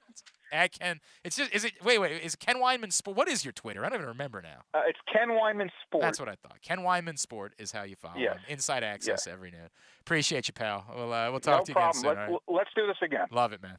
Thanks, Ken. All right. See you. Ken Weinman checking in with us here on GCR. I remember we were talking about that. I could. You know what? He's not wrong. I really don't think there's any chance they're gonna move that franchise because they like the fact that they're right there. But he's not wrong. I'd be for it. I don't know if you want to move him to Towson though, because you're. I did have a conversation with someone recently. You're putting a lot of money into this arena. Mm-hmm. It's not what it should be, and we're gonna be disappointed because it's not gonna be a new arena, but it is a lot of money. You're gonna need more dates filled. And the relationship between the Blast and the city is not good. I don't think the Blast are going back. I mean, maybe that could be. You could frost that out, and you could figure that out. Where are they playing right now? Towson. Okay. You need more dates. You spend a lot of money on doing all this stuff at the arena. You need more dates filled once you do that. So I could see there being some aggression in landing something for the new arena. Now, the G League is not the right thing for a 15,000-seat arena. The G League can't draw that. But there isn't really a sport that can draw 15,000 people outside of the NBA and the NHL. You still need the dates filled. You still need there to be something happening in that building. So whether that's the G League, whether that's pushing for the return of indoor lacrosse, as we had talked about a couple weeks ago, whatever it is, I do think that they need to have a more regular tenant inside that building in order to just, for a bunch of different reasons. One's to justify all the money you're spending on it. Yes, it's great to have one-off events. It's great to have college basketball games, whatever it is, but there's got to be something that's more regular for hiring reasons, for all of those things, in order for the money to have been worth it that you put into that building. I just can't believe with all the money they're putting into that building that they're leaving that damn stage in there. Well, I don't know if they're actually leaving the stage or not. It needs to come out. I saw another rendering where it looked like you'll see I don't know. The stage itself might be gone, but you might still see kind of where it was. I'm still confused about that part. Just to know what end. But it's still going to be it's still going to be a rectangular building. It's still going to you can't do anything about that. It's still. The problem is if we think this is the answer. If we think this is the answer, we're going to be years behind again. And Frank Remish has done an unbelievable job of continuing to make that a viable building, despite the fact that it has been in shambles. The fact that they've gotten the events they've gotten is unreal. The job that Frank Remish and his team have done. But they needed a new building. They needed something modern in order to get the big-time events that we were talking about. That's just probably not going to happen with this. Brian Powell, Pearl Jam was supposed to make up their 2020 show at the arena, but due to renovations. I understand that, Brian, but after that was canceled. After the Pearl Jam arena show had to be canceled because of the renovations, there were a lot of rumors about a Pearl Jam Camden Yards show. There was a lot of chatter around town about Pearl Jam playing a show at Camden Yards instead. So I don't know if that was just a hypothetical. Hey, if you can't play at the arena, Camden Yards is right down the street. Wouldn't that work out? That suddenly got a life of its own. Or if it was a real conversation that was being had. I actually asked a couple people and never really got. It wasn't something I was sweating about, but I did ask a couple people, and I never really got a definitive answer about ultimately what really happened there. But there were real rumors about a Pearl Jam show at Camden Yards. They would have announced it by now. But yeah, at this point, That's not. They could definitely sell out a Pearl Jam show. The word was August when it was being floated around. Was that August was when it was going to be? You could announce a Pearl Jam show today for August. Oh yeah, absolutely could. I just feel like we'd they have would have no announced problem. it. Yes. well before. Why would you? What would you be waiting for? Right. I don't know. But that was when the rumor existed, when it was percolating. It was about August that would be when the show would be at Camden Yards, and I don't even know where Pearl Jam's going this summer. So it might be that they've already got another date somewhere. I don't have any Pearl Jam tickets. I can't go to anything else because I spent all of my money on Paul McCartney tickets. All of my kids' college funds on Paul McCartney tickets. So Yeah, but you said he's not going to college anyway, so. 100%. I don't have to worry about it. By the way, we are getting a dog. Oh, look at you. We are naming him Bruce Wayne. So John Proctor has a dog named Bruce Wayne. Does he really? Yeah. We're naming him Bruce Wayne because our had cat, a dog named Bruce we Wayne, have a cat whose name is Lena for Selena Kyle, who is Catwoman. Oh, okay. All so right, we're naming our why, dog why'd you Bruce Wayne. Cass is trying to chime in. You hate turning that other microphone on. I was just gonna say that's cute. Oh, okay. That wasn't as dynamite. No, that wasn't. I thought it was a real tip-in that she had there. Ask what kind of dog it was. It's a yellow lab. He's a puppy. Adopting? He's 4 weeks old. Adopting? No. We tried adopting, and there were too many loopholes that we had to jump through to do it. Trust me, we wanted to adopt, but he's 4 weeks old and he's a chunker. We get him May 20th. I'm happy that you're getting a dog.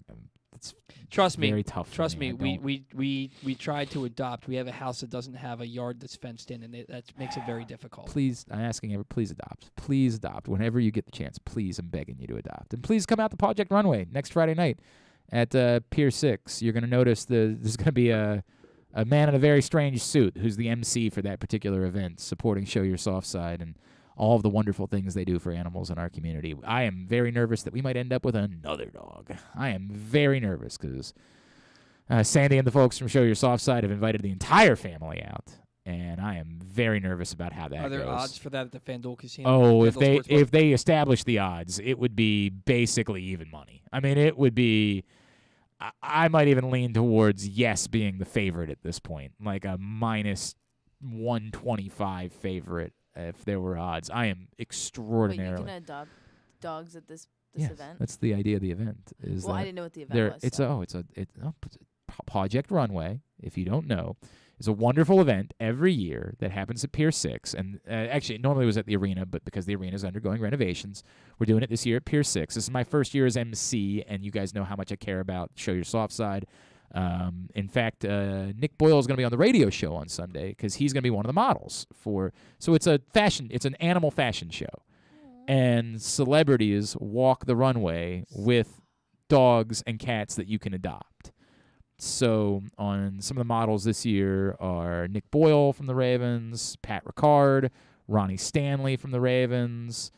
Tell me how he looked walking that runway. Yeah, it's important. I get a full scouting report on that. I'm trying to remember. I got the whole list, and I've already forgotten about half. My buddy John Allen from Charm City Devils and all the many bands that he's been in over the years. I got the whole list, and I've already forgotten who half of them are, and I apologize. Oh, Torrey Smith, of course, who is, I think, a chairman for the Project Runway, will be rocking the runway as well. And you can adopt all of them. That's the idea, is that we walk them down the runway, and then you can look at them and say, I want that one. And then you can adopt them that night. That's the concept. I want a dog so bad, but my parents don't let me. Or a cat, but my parents don't let me. So even though they're watching, they know that this is my idea. Like, my whole idea is to just get a dog or a cat.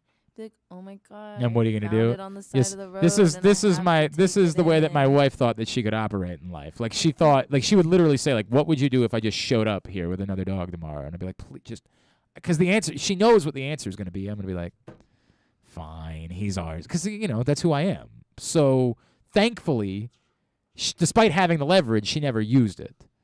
She eventually convinced me when our old dog we knew was getting up there. She said, I want to help the kids prepare for that by getting another dog. And so that way they won't be maybe quite as sad when Lucy passes away because we'll have another dog. Sucker that I'm like, all right, yes, we'll adopt another dog. Fostering. Like me and my... I couldn't do it. It would be too difficult for me. I don't think I could do it either. It'd be too tough. So I knew it would be difficult, but I was thinking, because I'm going to have a house full of 5 girls next year. Holy smokes. Yeah. So we're all living in a house together, and like 2 of them are my teammates, and so we don't have any animals. And like we were thinking, I was thinking, why not foster a dog, like an old one from the pound, and like have it come live with us until it passes, because it's just sad seeing like older dogs. Yeah. I don't want them to pass away in a shelter. So Yeah. why not just foster like an older dog? Like most people. It's look a sweet for, like, thought. It's a very puppies or sweet thought. something. So I'm thinking, get an old dog that's probably not doing too well, and then just kind of take it in for its last year. Well, that'd be a very sweet thing to do, actually, See? Cass. Yeah. I like that. I like that a great deal. It's tough because they need a lot of attention, especially older dogs that maybe are starting to lose a little control of their bodily functions. Mm-hmm. So you got to really, you got to really be able to give it the attention that it needs. But please come out to Project Runway. Please adopt all the animals that are going to be there. ProjectRunway.com. And you'll see there's some doofus that'll be doing all the emceeing for the evening. I just got the script. I've been looking over it. I'll do a couple things to punch it up, but Sandy actually put together a really nice script, and it's very cute and very funny. And so I'm looking forward to being there, and it's one of my favorite things every year, and I am extraordinarily nervous about. Not only am I extraordinarily nervous, my mother-in-law suggested that she should get a dog and that we should adopt one for her while we're there. And she's like, because she watches our dogs sometimes. She's like, well, I want her to have someone to play with while she's here, too. Because our neighbors have a dog that she plays with while we're at home. So she's like, so she's used to playing. I want her to have another dog to play with while she's over here. I'm like, all right. So I already going there knowing that my wife is looking to adopt a dog for her mom, I 1,000% could see her saying, no, I love it too much. I want it for us. I know it. I've seen this game one too many times in my life. But that's okay. It's a good thing. If it happens, it happens. We'll live. If there's a pug that walks down it, get it. Just buy it. Just adopt it for me. Okay. I'm serious. I don't care the repercussions of my parents. Just walk in here on Tuesday like, here, Cass, this is yours now. Yeah. I don't think I'm going to do that. Brian says it sounds like the stage will be gone at the arena, but they're going to leave this. So this is what I was looking at. They're going to leave the space so acts can build their own stage without blocking any seats. So that's what I'm talking about. Like that sort of the way that it was cut out around the stage, they're going to leave that. So the stage itself won't be there, but there will be this sort of like weird empty space almost that they can use for entertaining. Like they can use it to build like a club or something for other events. Sure. But if a band comes in or an act, instead of putting the stage on the floor, they'll be able to use the entirety of the floor, and they can put their stage in that area. It's very weird. I don't know, man. We just needed a new arena. I'm happy we're doing something. Something is better than nothing. I think we could have done better than this. That's all I'm saying. All right, when we come back in, we'll get a tidbit. We'll get Tuba to wrap up the week. It is Glenn Clark Radio.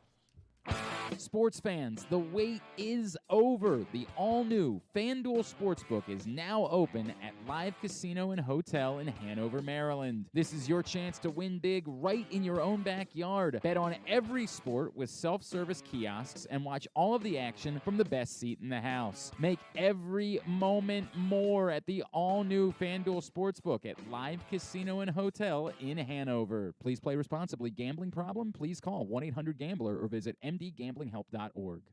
The biggest pro wrestling stars today and all time all have one thing in common. You've heard them on Jobbing Out. Matt and Nick Jackson, the Young Bucks. Thanks for having us, man. Appreciate it. The great Kurt Angle. Thanks for having me on the show. I appreciate it. Matt Riddle. Yeah, man. Thanks, man. The champ, Drew McIntyre. Oh, thank you for having me. The great Ron Simmons. Damn. Keith Lee. Appreciate you guys having me, man. Bill Goldberg. My pleasure. Charlotte. Thank you so much for having me. Mick Foley is with us. This is the greatest name for a wrestling show I've ever heard. MJF. I'm glad you're happy I'm on this show because I'm freaking miserable. Le champion. Chris Jericho. Le champion. AJ, Aaron, Brandon, and Glenn are talking pro wrestling every week on Jobbing Out. Find it at PressBoxOnline.com/radio, iTunes, and SoundCloud. Answering Baltimore's calls for help, running in when others run away, working together toward one shared vision for a thriving city. That's your Baltimore Police. But the department needs more good people. People like you. Join a proud new generation of Baltimore Police and make an active difference in your community. Start with competitive wages and excellent benefits on day one. Join for good at bpdrecruit.org.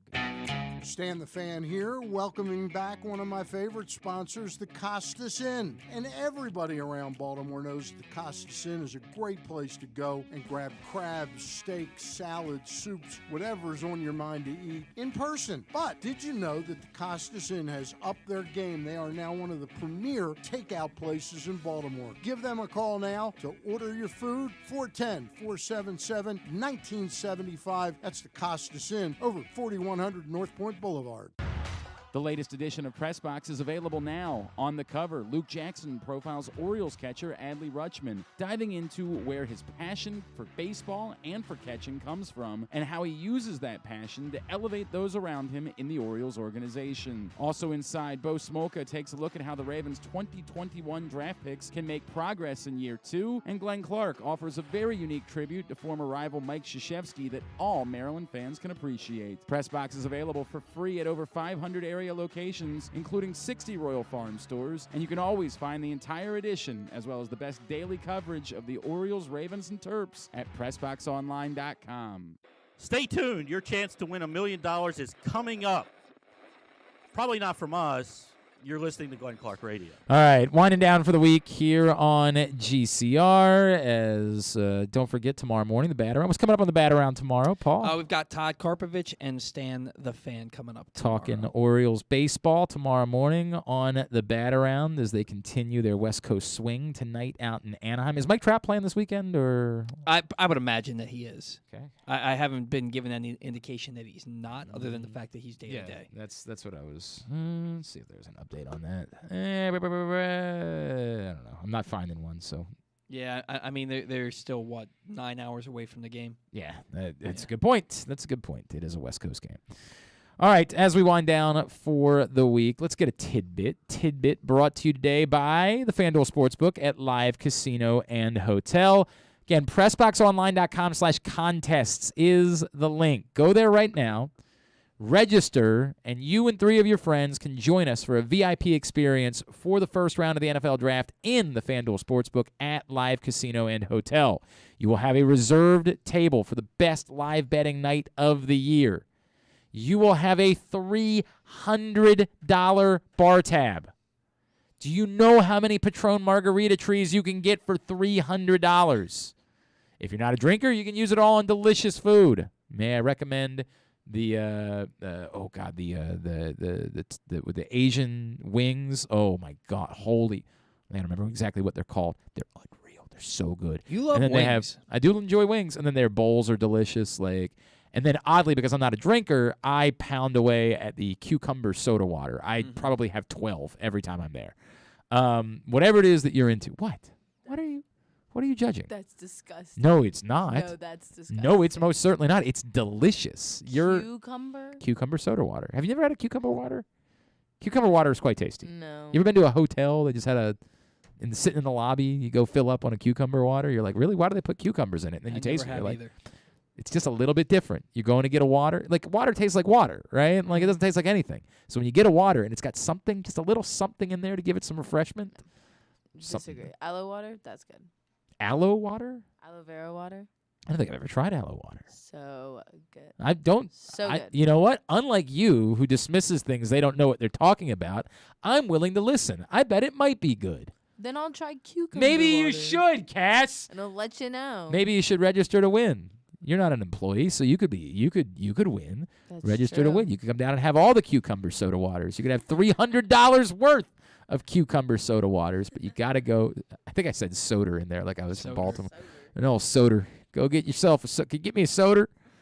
Soda, hon. Because we don't really call it soda. Everybody around here just calls it Coke. That's what we do. Like, everybody around here says Coke. Doesn't matter what it is. It could be a Pepsi. we just call it Coke. That's what we do. Oh, No, yeah. I call it soda. Yeah. But you're the one. Everybody around here says. No. You'll go out. It's the way they interact. And I haven't gotten I haven't drank Coke or Pepsi or soda in 20 years. But I still. Really? Oh, yeah. I have ginger ale, but that's it. It's the only type of soda that I'll drink is ginger ale. But every time I go out somewhere, like, I still hear it all the time. Can I get a Coke? We have Pepsi. Is that all right? Why not even ask? Just bring me the damn thing. You know what I'm asking for. That's what I want. working in a restaurant, somebody orders a Coke. Somebody orders a Pepsi. I say, we have Coke. Yeah. And they just get iced tea or water. Well, that's weird. That's a weird bit. That happens, I'd say, 30% of the time. Very, very weird. And the moral of the story, of course, is that if you sign up, you can get whatever it is that you like with that $300. You and 3 of your friends can hang out for the first round of the NFL Draft on Thursday night. But you got to sign up by Tuesday at noon because that's when we're picking the winner. Tuesday at noon. Get signed up, and you can join us for the first round of the draft. Again, PressBoxOnline.com/contest. On top of everything else, the NFL chick, Sarita Hubbard, and I are going to be there. We'll be hanging out with you with great giveaways. It's going to be an awesome, awesome night. You're going to want to join us. All right, so the Orioles' offensive woes have been well documented this season. We all know the story when it comes to runners in scoring position, how abysmal the team has been in that category. But did you know the Orioles ranked dead last in baseball with 4 home runs, and in the bottom third of the league in OPS, batting average, and slugging percentage, while also leading the league in strikeouts? I mean, I didn't know, but it all sounds about right. All of this despite having 4 players on the roster who have hit 30 homers in a Major League season and 6 who have hit 20. In Orioles history, 5 players have hit 30 homers and 40 doubles in the same season. Who are they? 5, you say? Mm-hmm. Eddie Murray. No. Cal Ripken. He did it in 1991. There's a reason why he was MVP, despite the fact that the 91 Orioles sucked. He also had like an 11-WAR season that year. Yeah, he was nuts. And they were terrible, and he was MVP anyway. Mm-hmm. Home run derby champion, too. That's correct. Frank Robinson? No. He was not a big doubles hitter. Not a big doubles hitter. You're right. He wasn't a big doubles hitter. But again, you're trying to, like, you're looking for power hitters in general is what you're looking for in order to find this. I'd say every guy on this list is known as a power hitter. Yeah, I mean, I would assume so. And I'm going to say Chris Davis. Chris Davis in 2013. How many doubles is it? 40. That's the tough part about it, right? Because 40 is a lot. Mm-hmm. It's like the problem is it's a small sample size. So I'll say Nelson Cruz, but I don't think it's Nelson Cruz. Yeah. He had like 32. Right. It's a lot of doubles, man. I always put 40 doubles as like the benchmark for a player. It's like if you hit 40 doubles in a year, you're a good hitter. Okay, I won't disagree with that. That's probably about right.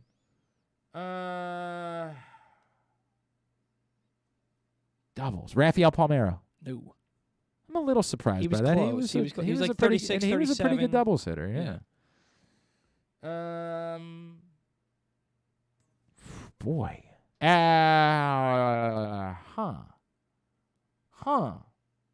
So it had to be someone who hit for pretty good average. Yeah, all these guys in the year that they did it hit for pretty good average. Everybody hit for a pretty good average in the year that they did it. Only one guy on this list The Miguel Tejada year. He did it in 2004. That is correct. I'm still missing how many? 2? 2. Thanks a lot for all your help, Cass. I really appreciate it. I want to join in a game. I can't with this. Manny Machado. Manny Machado did it in 2016. So the guy that you always associate with doubles in Orioles history is Brian Roberts, but he never had that many home runs. Right. His career high was 18 in the year that he bent his elbow in half. Guy was running down the first baseline on a bunt by was running down the first baseline on a bunt. Roberts went to cover the bag. He stuck his glove out to catch the ball. When he caught the ball, the guy hit his arm and it flapped backwards. All right, you might have to give me something on the last one. He is a known douchebag. Oh, Aubrey Huff. Aubrey Huff. I in did not know that he had. That I don't remember Aubrey Huff being that good of a player. He wasn't in 07. In 2008, he hit over 300. He hit 32 homers, and he had 48 doubles. Wow. Drove in over 100. I just don't remember him He being had that a good. really good year. I believe you. I just don't remember it probably because I hated him. So you He's a know. one-hit wonder. He had he actually had other he had seasons some really where he good was years. good. He won the World Series a couple of You guys made it times. sound like it was just 2008. No, in Baltimore, he was only really good for He was a one-hit season. wonder in Yeah. Baltimore. Yeah. There He we had go. multiple I thought it was seasons. punny. I appreciate what you were trying to do, Cass. I Thank do you. appreciate that. All right, tidbit brought to you by this print issue of Press. You want to hold it up, Cass? You want to be the spokesmodel for it? There it is. That's the new print issue of Press Box, which is available right now. You got to hold it up, though. You can't. Yeah, it's available at your neighborhood Royal Farms. Any of the hundreds of locations around town where you find Press Box. On the cover, you see Adley Rutschman, of course, Orioles catcher. soon-to-be Orioles catcher. And a great story from Luke Jackson diving into where his passion came from for baseball, for catching, why he has become such a leader everywhere he's been in his career, and part of what made him so valuable for the Orioles with the number 1 overall pick. He talked to a lot of members of Adley's family. Family? Oh, the old family. A lot of people that know him well. It's a great cover story. Go get it today for free at your neighborhood Royal Farms, any of the hundreds of locations around town where you find Pressbox. Read it all. PressBoxOnline.com. Thank you, Cass. Here's what's coming up this weekend, totally tubular-wise. It's a lot. I can't possibly tell you all of it. Orioles-Angels starts tonight out in Anaheim. Tonight's game, 9:38, Masson 2, Bruce Zimmerman and Reed Detmers. Tomorrow, Masson, 9 o'clock, Spencer Watkins, Noah Syndergaard, who I had kind of forgotten was out there, if I'm being completely honest about it. I just sort of forgot. Making $20 million. Good for him. And then Sunday, 4 o'clock, Chris Ellis and Jose Suarez, your pitching matchups for the weekend. NBA playoffs. Tonight, ESPN, Heat Hawks, Game 3 at 7. Suns Pelicans, Game 3, 9:30. ABC, Bucks Bulls, Game 3 at 8:30. Tomorrow, NBA playoffs.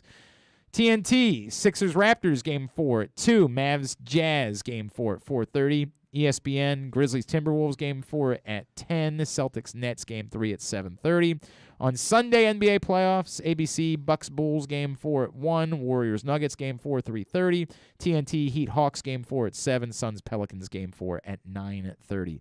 Lacrosse for the weekend. ESPNU for the big one. Maryland Hopkins tomorrow night at 6 from Homewood Field. CBS Sports Network has an Army-Navy doubleheader. Very cool. They're going to do the men's game at noon and the women's game at 2:30. They're not at the same location, but it's a cool doubleheader. The women are at home tomorrow afternoon. The Maryland women take on Northwestern 11:30 a.m. tomorrow on Big Ten Network. The Maryland baseball is on Big Ten Network both tonight and tomorrow night from Illinois. Tonight at 9, tomorrow night at 8. Towson's at Fairfield tomorrow at 3:30. No Sean Nadalin for COVID reasons, but that's on Lax Sportsnet. Loyola's at Colgate at noon on ESPN Plus tomorrow. All the rest of the lacrosse find at glennclarkradio.com. Of course, Tyson Fury, Dillian White tomorrow afternoon, 2 o'clock, ESPN Plus pay-per-view. You know how I feel about it if you follow Live Casino and Hotel on social media, as we shared some advice for betting the fight. Paul, anything that stands out non-sports-wise? Nothing till Sunday. I mean, Netflix has a few new series, a long. Oh, I finally last night got to watch Better Call Saul. I finally watched we both finished episodes. It last night. Yep. Yeah. So on Sunday you have what's it called? Winning Time: The Rise of the Los Angeles Lakers Dynasty. New series Barry, and another new series The Baby on HBO. Barry's not a new series; it's a new season. New season. Yes. What I meant. And then on Showtime, The Circus: Inside the Greatest Political Show on Earth at 8 o'clock, and First Lady at 9, and then The Man Who Fell to Earth at 10. And then I believe it's a premiere of Gaslit on Stars. Sure, I believe you. I don't know what it is. There's not much. Everything. It's all sports this weekend. But Monday is We Own the City. Speaking of which, and more Better Call Saul. Wait, they do. Oh, Monday. Yeah, that's right. They're both on Mondays. Yeah. What's that all about? Two competing Should have networks. thought about that ahead of time. It's a lot. It's a lot for everybody. I mean, I've already watched We Own the City, so I'm good. Like, I'll be able to watch Better Call Saul on Monday night, but it starts on Monday. Very excited. Speaking of which, Delaney Williams, who plays Kevin Davis and was also on The Wire, is going to be joining us on Monday to talk about We Own the City. I'm looking forward to that. Tubular was also brought to you by the Baltimore Police. That could have been better timed. Baltimore Police looking for some folks. They're looking to improve. They want to get the best people possible in those roles. If you're the type of person that makes fun and is like, you don't have the right people, well, maybe today's the time for you to step up. You know, somebody who is the right person, have them step up. Join a proud new generation of Baltimore Police and make an active difference in your community. Start with competitive wages and excellent benefits on day one. Join for good. bpdrecruit.org. Thanks today to Ken Weinman. Thanks to Sam Sessoms, who's coming to Coppin State from Penn State. Thanks to Sarah Perlman. We'll get all that up in the greatest hits section of the Archives. tab at glennclarkradio.com. Don't forget the bat around tomorrow morning, 10 to noon. We'll be back on Monday. As I mentioned, Delaney Williams is going to join us. And on Sunday from 1 to 4 on 105.7 The Fan, it's myself and the NFL chick, Sarita Hubbard, and Rita has booked a hell of a show. We haven't talked about whether or not we're going to announce it ahead of time. We were thinking that maybe we just surprise everybody, but my God, Rita was putting in work this week, booking some guests. So we got a hell of a show coming up. I guess I did already mention that Nick Boyle's going to join us. So But that's not it. I promise you, there is a lot coming up Sunday from 1 to 4. Cass, you are on social media. Instagram, Cassidy_Elizabeth22, and then Twitter, Cassidy Butler 5. Of course, Paul is at Paul Valley III. Thanks to him. Thanks to Ryan at RexSpecs Ryan. You can follow us at Glenn Clark Radio on Twitter and Instagram. Thanks to everybody who makes the show possible. Everybody at Pressbox, great sponsors and partners. Glory Days Grill, Royal Farms, Baltimore Police, Great Eights memorabilia. Oh, Cass loves Royal Farms. Cass is a big Royal Farms person. FanDuel Sportsbook at Live Casino and Hotel, the Baltimore Orioles. By the way, the Orioles extending the $4 ticket offer for the next homestand. Nice. They're bringing it back for the next homestand, so that's very get some cool. more tickets. Your local Toyota dealer, buyatoyota.com. Have a great weekend. Go Orioles. Go all the local lacrosse teams. Duke sucks. Ohio State sucks too.